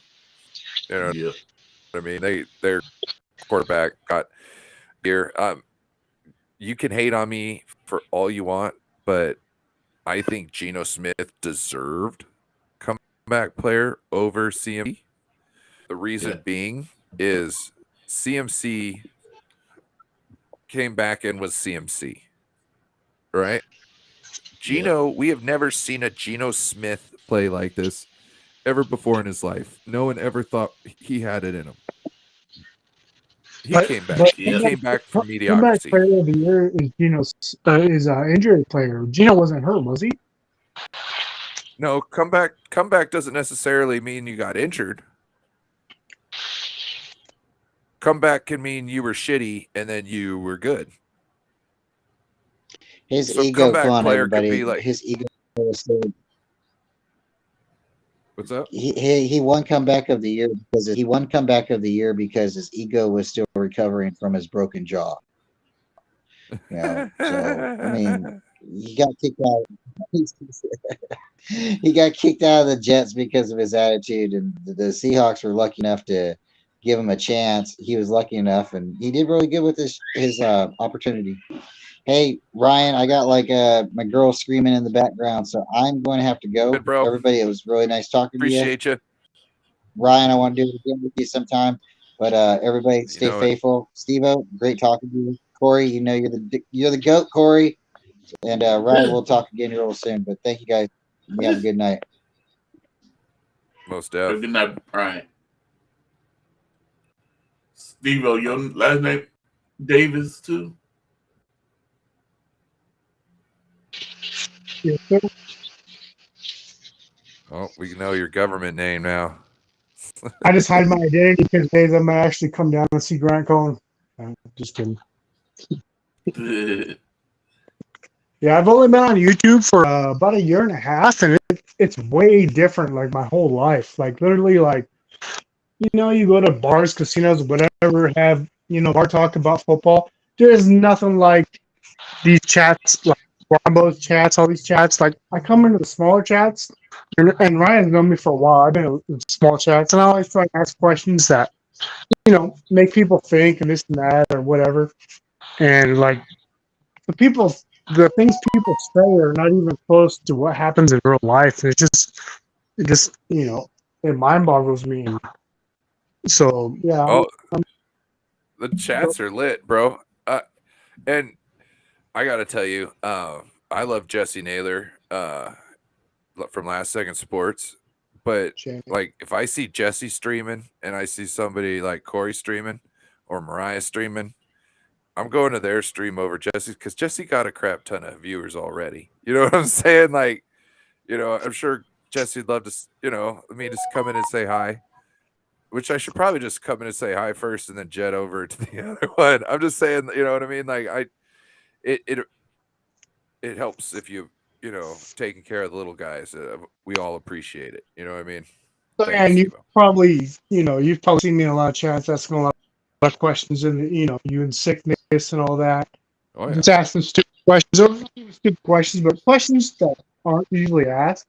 And I do it for a reason, But on all these other chats, I'm like, dude, this doesn't even happen. And then I realized, I thought, 90% of Niner fans are stupid. And then I realized half of them are Rams fans, and this and that. And then I was like, okay, because I got into Rudy's channel and everybody else's channel. I realized, okay, these guys are, they're just trolling other people's channels, which is weird because I wouldn't do that. I do it to Rudy because to give it back to him. But he has good content. So, but yeah, I'm like, dude, nobody talks like that in real life. You know what I mean? Like that doesn't happen in my life. I've never been at a bar or a casino, whatever, and talked to somebody about like. And have these discussions that are happening in chat. Oh, draft this offensive lineman, this offensive lineman. It's like, dude, we don't start offensive linemen, so that's a stupid discussion. That's why when I came on, I was like, hey, let's talk about the division because I figured maybe you didn't talk about it, Yeah. No, this was just a straight shoot from the hip Colin show. Like we weren't worried about we weren't worried about nothing. We were just go with the flow. Whatever we're talking. We started at the Super Bowl and then I can't remember. Corey, the other Corey, Bryant's friend had asked about the hiring of the Eagles defensive coordinator to the Cardinals, and that's how we got on that topic real quick. It was like a lot of people think I'm a Jimmy fan. I'm like, no, but I'm going to give you an information and back it up. And they're like, oh, you're a Jimmy fan. I'm like, no, I'm not. and I changed my logo to a Green Bay fan because some people pissed me off, as you probably know about with Aaron and all that. But I was like, just see my picture, and these guys are fighting with him. And I'm like, dude, you're not even listening to what I'm saying. You're just arguing with me. And I'm like, look at my message. I didn't defend Jimmy. I just showed some stats to back up whether it's Trey or Jimmy. I'm going to show you stats to back it up to defend whoever it is. And they're like, no, you defend him. I'm like, no, look at my statement. And then they look at it and they're like, oh, you're right, you won. And I'm like, I wasn't. Bro, I'm not a Jimmy guy. Jimmy's a 15, 17 ranked QB. You know, I don't hate him. I don't care for him. I'm not going to talk disrespect to him. But you know, it is what it is. Like, you know, but I'm going to put an argument to whatever you say. You know, I had one guy. He put out these stats. I can't remember what it was, but it was. I think it was Trey Lance's stats versus Jimmy G's stats or something like that, like interception to touchdown, right? And it was within a certain period. I can't remember what it was. And he put up this stat, and I go, well, that means he threw, this for this, while somebody threw this for this, right? And he got all upset at me and was like those numbers are wrong. Like, no, they're not. I was like, well, I said I used your numbers. He's like, what numbers? Right? So I screenshotted the original text, and it was really easy math to figure out. I can't remember what it was. Like you and I was like, look, I'm not talking shit. I'm just saying this is what the numbers that you put out mean, essentially. I'm just converting the numbers that you put out into words, essentially, into statistics.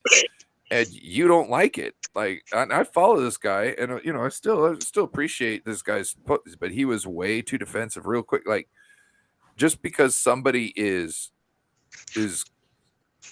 refuting something or so doesn't mean they're telling you you're 100% wrong. They might just be saying, hey, one of these aspects are off a little bit. And those are the type of things, like, if you would just step back and go, oh, hey, he's right. Like, I forgot to carry the one. You know what I mean? Like, I forgot to carry the one. Well, in the future, be like, oh, same situation. Did I carry the one? You know what I mean? It makes you a better person. It's real easy. it's good because one thing I look at.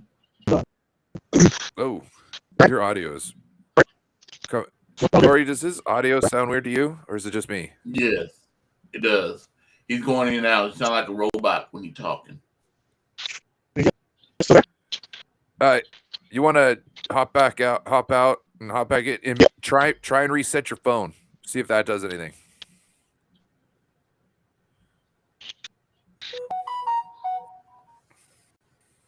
Yeah, that's what. If you go on your phone, I'm telling you, it's best when you do this or StreamYard. You wanna reset your phone. It's kind of like resetting your modem. I remember I thought I was a Kansas City fan. What's up? I said something about what's his name? Oh God! Is he a fan? Yeah, he was he was really a Detroit fan, but his profile picture had a Kansas City fan because he lost a bet. But I thought I was arguing with a Kansas City fan. I was talking. Are you talking about Don Burr? Oh no! Oh. I hope it wasn't. I want to find me some Don Burr. I made a comment about Matthew Stafford, and because I said when the Niners in the draft time when they were trying to make Steve-O, that's you? Nope, that was the wrong Steve-O. Hello, Steve-O? How many Steve-Os? We got Steve-Os. One of these Steve-Os is going to be the right Steve-O. Steve-O? 1 Steve-O, 2 Steve-O, 3 Steve-O, 4. 1 Steve-O, 2 Steve-O. Steve-O? Oh, he got the 1 dot. Steve got the 1 dot again. He's got the 0 out of 10 connection. Mm-hmm. And I was arguing about Matthew Stafford, and he got mad, and I'm like, man, what is this? Why are you so mad about? You a Kansas City fan? He said, no, I'm a Detroit Lions fan. I just lost a bet. I said, oh man, why am I arguing with you? Your team can't touch the field, the same field that the 49ers. Right on. Woo. What was I going to ask you before man, I'd be hitting my little weed pen, but sneezing 5 times definitely going to get you higher. Yeah. What was I going to say? Let's talk about Daron Payne. Corey, do you think they're paying all that money for Daron Payne? Who's Daron Payne? Daron Payne is the defensive tackle that flashed this year from the Washington Commanders. The 49ers pay him, or? Yeah, well, because everybody's talking about we need a defensive tackle. Oh. And Daron Payne is probably going to get, towards the high end. I think he's got 10 sacks this year. He also, I would love to have him, but I think it costs too much. And yep. Like the Niners last year, remember we wanted them to make a splash. We wanted a splash player, whether it was a cornerback or an edge. You know what I mean? Somebody we wanted to splash. And what did they splash us with? Charvarius Ward, who is not necessarily a bad player at all. You know what I mean? He's a very good player. He did great this year. But he wasn't the big name splash we were looking for in that cornerback market. And the reason is because he didn't cost as much, but he had certain attributes that they liked. He was consistent, extremely consistent, and he tackled well. And they were like, we'll pay less and we'll get everything we want that'll work with our defensive scheme. We don't necessarily need interceptions. We need tackles and pass breakups. And it worked really well. So I don't think they're going to go after Daron Payne. I think there's another guy. I think they're going to find another guy to throw some money at. And they're going to give him more than what he's getting now. But also they're going to they're going to, save on than what they would pay on Daron Payne. Yeah, because they got to try to get Nick Bosa first. Well, that's the other thing. 2 defensive players, big money. So I'm gonna say this, and then I'll give it to Steve-O and see what he thinks. But Nick Bosa was talking about, I don't need to be the highest paid defensive end. Now, what does that mean, Nick Bosa? Does that mean, to me, that means he wants guaranteed money. But that also could mean I want some help. And I'm willing to give up some of my bag to get me some help. And maybe that's get me a Daron Payne, Get me a Daron Payne. Give me my bag. It could be smaller because you pay Daron Payne. I get that. But get us a guy and let's eat. But, Steve-O, what do you think? Yeah, I mean, I'm saying I don't care about being high paid. And from what I heard from Breezy's channel, Peaches said that Payne is under, they're negotiating a contract, so he's out. So I'm gonna take that at face value. But I mean, we all know the Commanders are negotiating a contract with him right now. That's basically what Peaches said on Breezy's show. I don't watch that very much. But I mean, we all know that like you have to take You less don't money. sound like you're underwater. He sounded fine until I asked you to repeat if that thing, and then all of a sudden you Yeah. went. I'm sorry. I had a beer and I did one for the last 2 months. So it varies out with my phone. It might be because we're on Restream. I've had a little bit of issues on this Restream, but I could do more with it. So I'm like, I don't know. Yeah. What up, Val? Never seen you in here before. Appreciate you jumping in. Say what's up. If you have any questions, please submit them to the chat. We'll definitely. Me and Corey David will try it. David McNiner talk about Yannick Ngakoue. Man, David, I know you had to copy and paste that one because that you gotta have to switch back like 5-6 times to get that whole name right. You know what I'm saying? Nobody's memorizing that one. Would be a nice pickup and shouldn't break the bank because he's a situational pass rusher. Okay, I like it. I like that, but at the same time, I'm looking for somebody who can, like the thing with Daron Payne. Okay, so the thing with Daron Payne is Daron Payne can play just like Eric Armstead. He could play on the edge. He can on the edge in rundowns. He could probably do on the edge under passing downs too.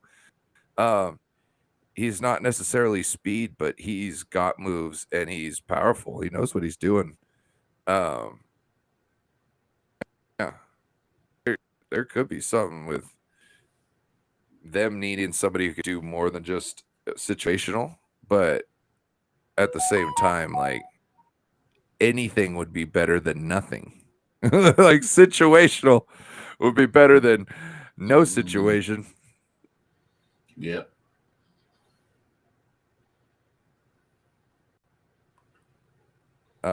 You think Drake Jackson gonna play it out?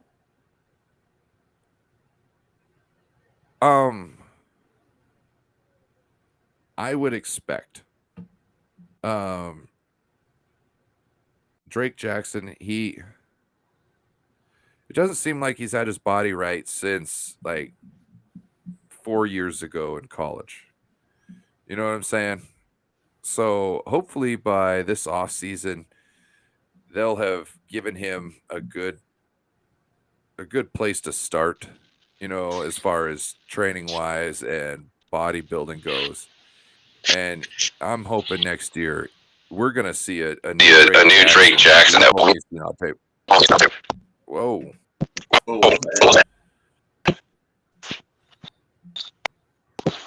That sounds like my voice. Hello. Hello.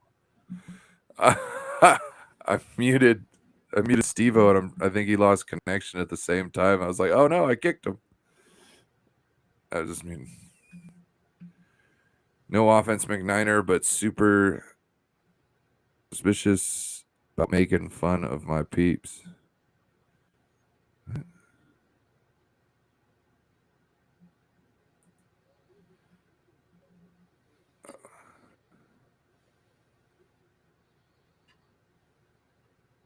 Oh, we got draws? We got draws?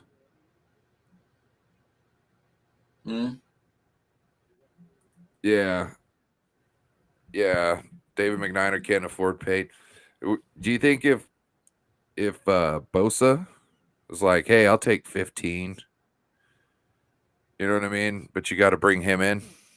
You think that would go? It's just if we pick up Daron Payne, it would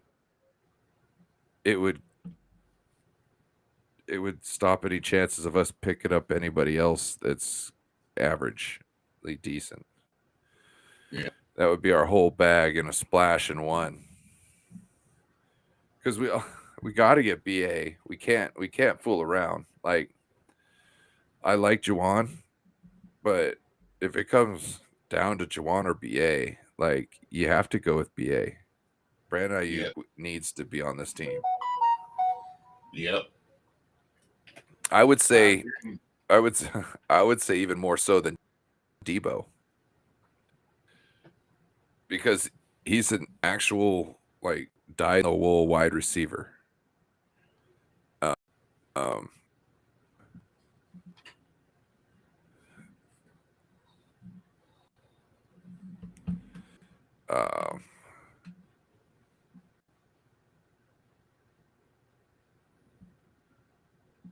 Yeah. We gotta get Brandon Ayuk. Even though I know a lot of people like Juwan Jennings, I like him. But I don't know. I like him too. But it But seems Brandon like he's played well enough to where he's going to deserve a bag more so than we're going to be willing to pay for him and keep all these other bangers on our squad. Yeah. So it seems like he's going to have to go somewhere else, probably to Miami. I see him going to Miami because why wouldn't, out of everybody, why wouldn't Mike McDaniel want a Juwan Jennings? It seems like you're only doing 1 stars. Once your signal comes back in at a higher thing, I'll bring it back. But right now it seems like you're having issues.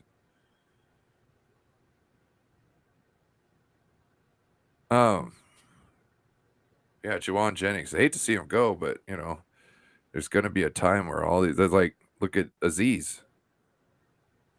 Yeah. It's heartbreaking. We shouldn't have to break these guys up. You know what I mean? We shouldn't have to. That's why I miss some of the old days. The way you used to just pay the people. Come in.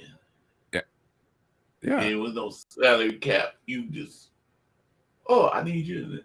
And they come. I know what the NFL say.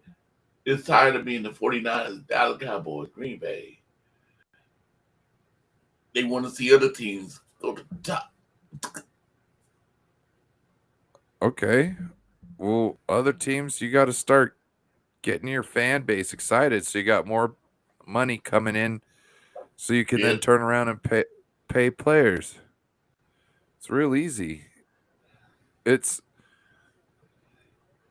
There's a difference between people trying to run a team as a business for profit and run it as a business to win. There's totally two different approaches. You know what I mean? Because when you're Eddie DeBartolo, he could have made a lot more money than he was making when he was in charge. You know what he did? Yeah. He put a lot of money back into the team to make it so we won more. You know what I mean? Yeah. That was his thing. And that's why he was probably so mad at times, because he knew he was paying more than any other person out there. And if he's not getting the results, then why the hell is he doing it? He doesn't need to be paying you people this if you're not coming through on your end. You know what I mean? Yeah, but I remember though, if I'm, hearing things wrong, that Eddie Burrow, he make sure his team flew first class. Yeah, and that's the one thing I liked about it. It was like, oh, our buddy's back. Oh, our jerk-off buddy's back. What up, buddy? Mm-hmm. You're not coming on this time, though. He changed his outfit and everything. He's got on a white hoodie. Bro. Oh, no. Is he going to try and pull off his pants? Yeah.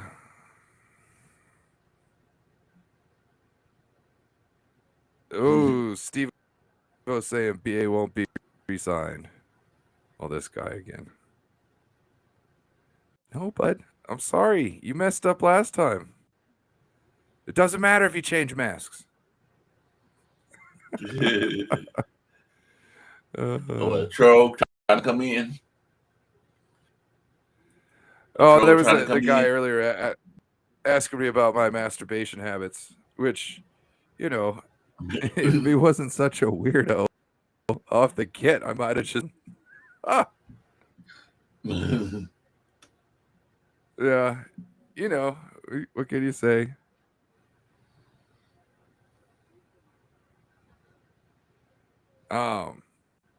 Now, DeBarty Lowe almost fired Walsh. Yes, this is what I'm talking about. He didn't want to. He wasn't going to be paying people if he wasn't going to be getting the production. Yeah, Yorks are soft. What happened?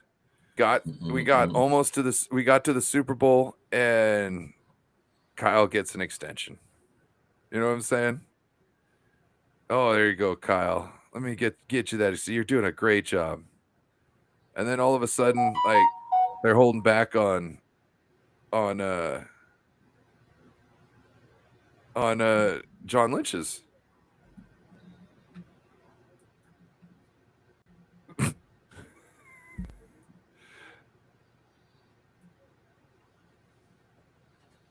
Yeah.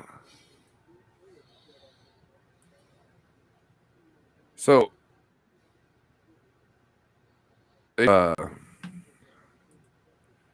yeah, hey, he's back. He's wondering if he could come on. Yeah, I don't know. He's sitting in the back. Well, I moved now, but let's see if he could probably come back. He did last time, real quick. Oh, Steve-O in the building. So why don't you think the 49ers will re-sign Brandon Ayuk? Guys, it's Oh, all about casualties. I mean, he's a good player, but we got to let go of somebody. We can't have like 30-man studs at 5 places and just got to go. I don't know if he needs the bag like everybody else. He's not. I don't know if he's one of them guys. I think BA,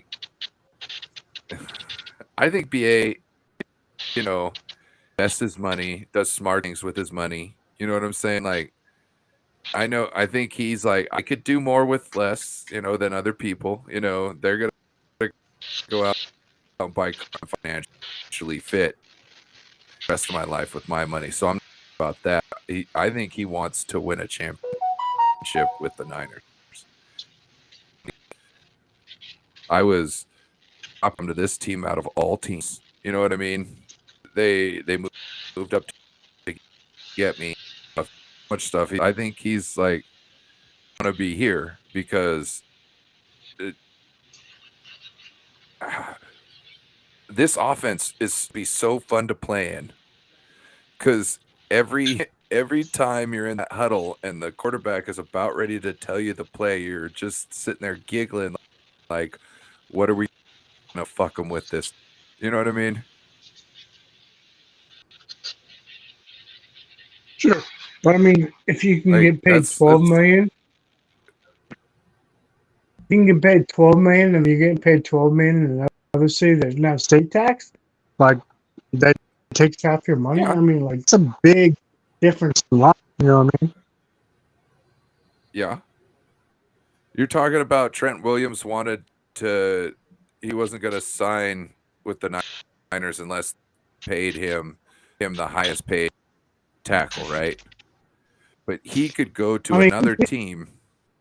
He could go to another team and get $1 less than the highest paid tackle and get twice as much as what he would have made on the Niners, right? But it was just the title of highest paid that he wanted. You know, his taxes and all that stuff goes. He could go to another state and play for another team. I think we should get compensated some picks for that because of the salary cap and the state taxes. I don't know. It's not fair. I mean, straight up, it's not fair, right? I mean, if you're gonna take a $20 million contract and get $10 million I out of it. I mean, like, give me something in compensation, right? well, I don't think it's actually hurting anybody, because if you look at it, like, you've got the Rams and the Niners there, and both of them have been to the Super Bowl in the last 4 years. You know what I'm saying? So I don't know how much that really affects things. You know, some people are like, but when a team wants you and you want to be a winner, you know what I mean? The 49ers have like a, they're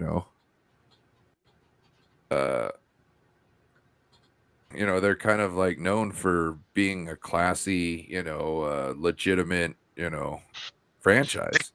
They come So- for top. Would you, back in the day, would you rather get paid more or get paid less and go to the 49ers? Like, I'd rather go to the 49ers where they know how to treat their players, and you know what I mean? And they know how stuff goes and how championships are won. You know, the Bengals, they don't. It's not in their culture from day one. That's why they can't get there. You know what I mean? I used to think it was bad. I was thinking, maybe it's should something where,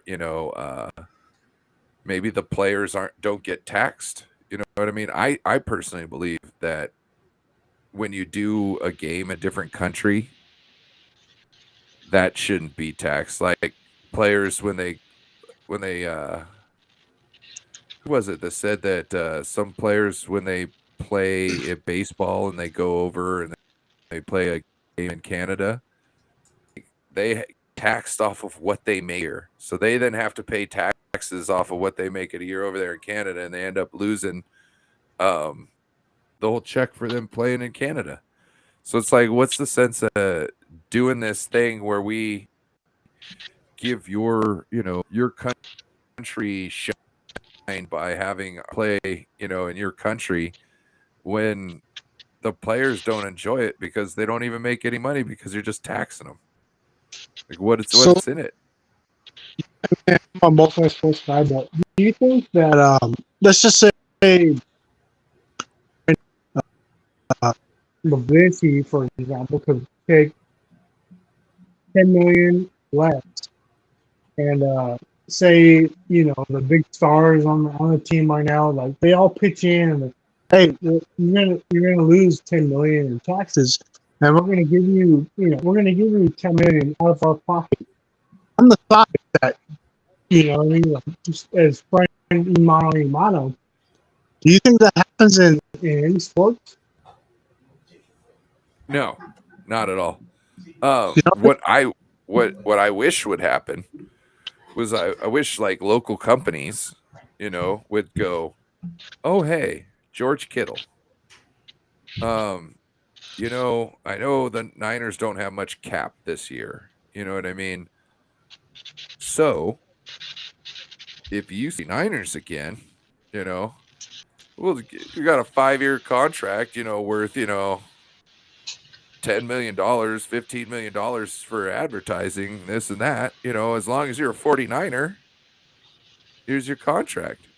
I don't understand why more of them don't do this. So they can make their local teams more competitive when you're like, when they're able to subsidize salary through other companies, essentially partial salaries through other companies. You know what I mean? Saying, hey, I'll give you $20 million just to play for the 49ers, and you got to show up and do a couple of commercial here and there.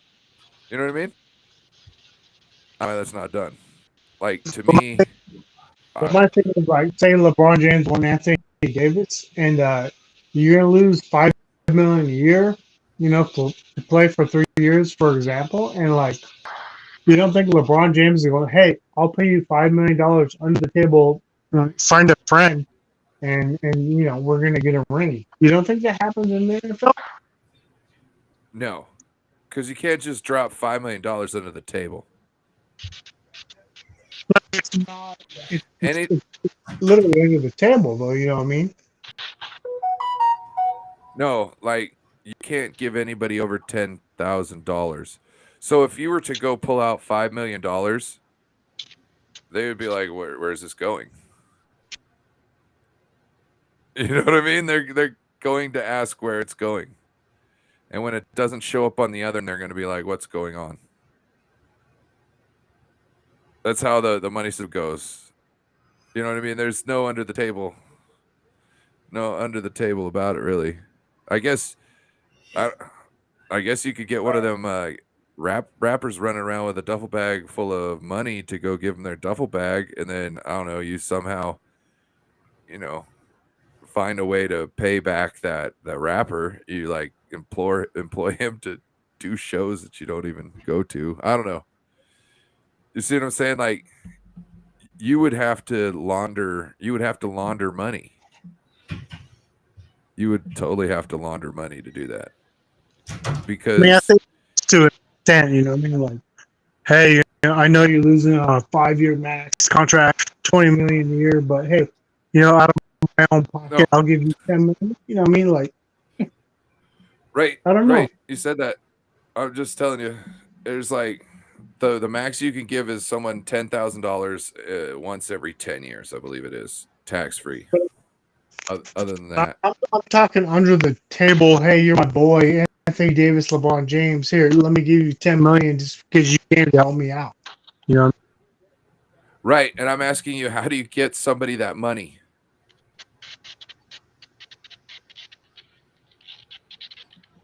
I'm guessing the same way he got that yellow fucking car when he was like 18. With a credit card? The yellow Hummer he got when he was 18 years old. I don't know. You just ask him. I'm not accusing anybody of anything. I'm just saying, like, a Hummer is a lot more than $5 million, a lot less than $5 million. That's what I'm saying, Steve-O. Like, you have to launder money to give somebody that much money under the table. Like I told you, the max you can officially give somebody, and even if you're pulling out cash, they're asking you where that's going. And when it doesn't end up on the other end, they start flagging things. And when somebody else comes up with $5 million extra on the other end, because also, what do they do with that $5 million? They can't just put it in their bank account, right? That's what I'm saying. There's a lot of things going on. I don't know. This world is really crazy right now.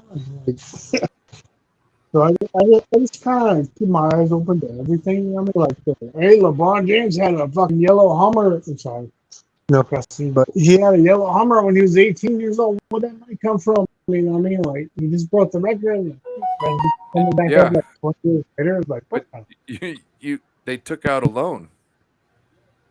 I don't know. I don't want to really get into it. I'm just saying. There's people that give. There's people that will give, like, athletes, give them things. Sure. And then they turn around and, the athlete will pay them back plus interest later on. Sure. Allegedly. Like a Hummer, you know what I mean, is less than $100,000. LeBron had a Hummer at 18 years old that was yellow. Yes, like I'm saying, that was less than $100,000. So that's his parents could go and get a loan for that car if they had the credit. Yeah, so it's totally within reason. It's not like somebody's getting $5 million in cash and giving it to somebody else in a briefcase, and now that person now has to figure out where they're going to store the $5 million cash while they spend it one by one. You know what I'm saying? Because it's. I think there's a lot more of that. Anyway, if you team up with me, move on to something else. If you team up with me, I'll hook you up with something else. You know what I mean? So, will they let Kinlaw play out his contract? Yeah, because they owe him money anyways. So no matter what, they got to pay him. So he's got to stay out his contract. I give him 1 year. Give him a chance. You know what I mean? He's a fucking huge guy. I can't hear you again. Kinlaw's a huge guy. I'd give him 1 more year before I cut ties. That's just me. Well, that's what's on. He's on the contract for. Like I said, they no matter what, they got to pay him, so it might as well be a body. Corey, what do you think? Yeah, I was getting long to go, but we gotta pay him, so we gotta keep him to his end of his contract. Yeah, they better pick up 5th year. Wait.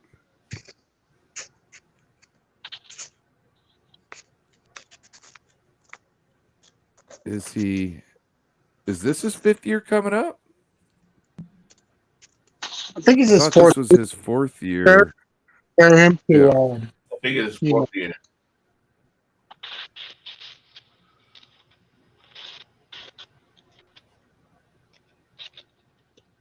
Yeah. I believe this is 4th year coming up. You know, gentlemen, coming up on 2.5 hours. I think I'm gonna call it. It's getting a little late. Okay. We'll do this again Friday night. I'm pretty sure Friday night we'll be doing something. I know I got a show with Wolfcast and Platform 246 on Thursday at 6:00. So please stop by and see us then. Okay. Want to appreciate everybody for coming. Steve-O, thanks for coming in. Corey, first time You're on the welcome. show. Appreciate you calling in, sir. Bryant Culp, like I said, pleasure, sir. Thanks for showing up, starting the show with me. Say hi to the missus. I wasn't trying to get everybody divorced tonight. You got anything going on, Corey, you want to let people know about? I'm trying to pretty soon. I'm waiting for this book coming. I want to do a trivia, NFL trivia night Gotcha. this off season. I got me a couple of books too. I'm waiting for this book to come in. It's taking a while to come in. So hopefully, like, I'm going in March doing an NFL trivia. There you go. Little trivia night. With that, everybody, I want to thank you all for showing up and I hope you have a wonderful evening.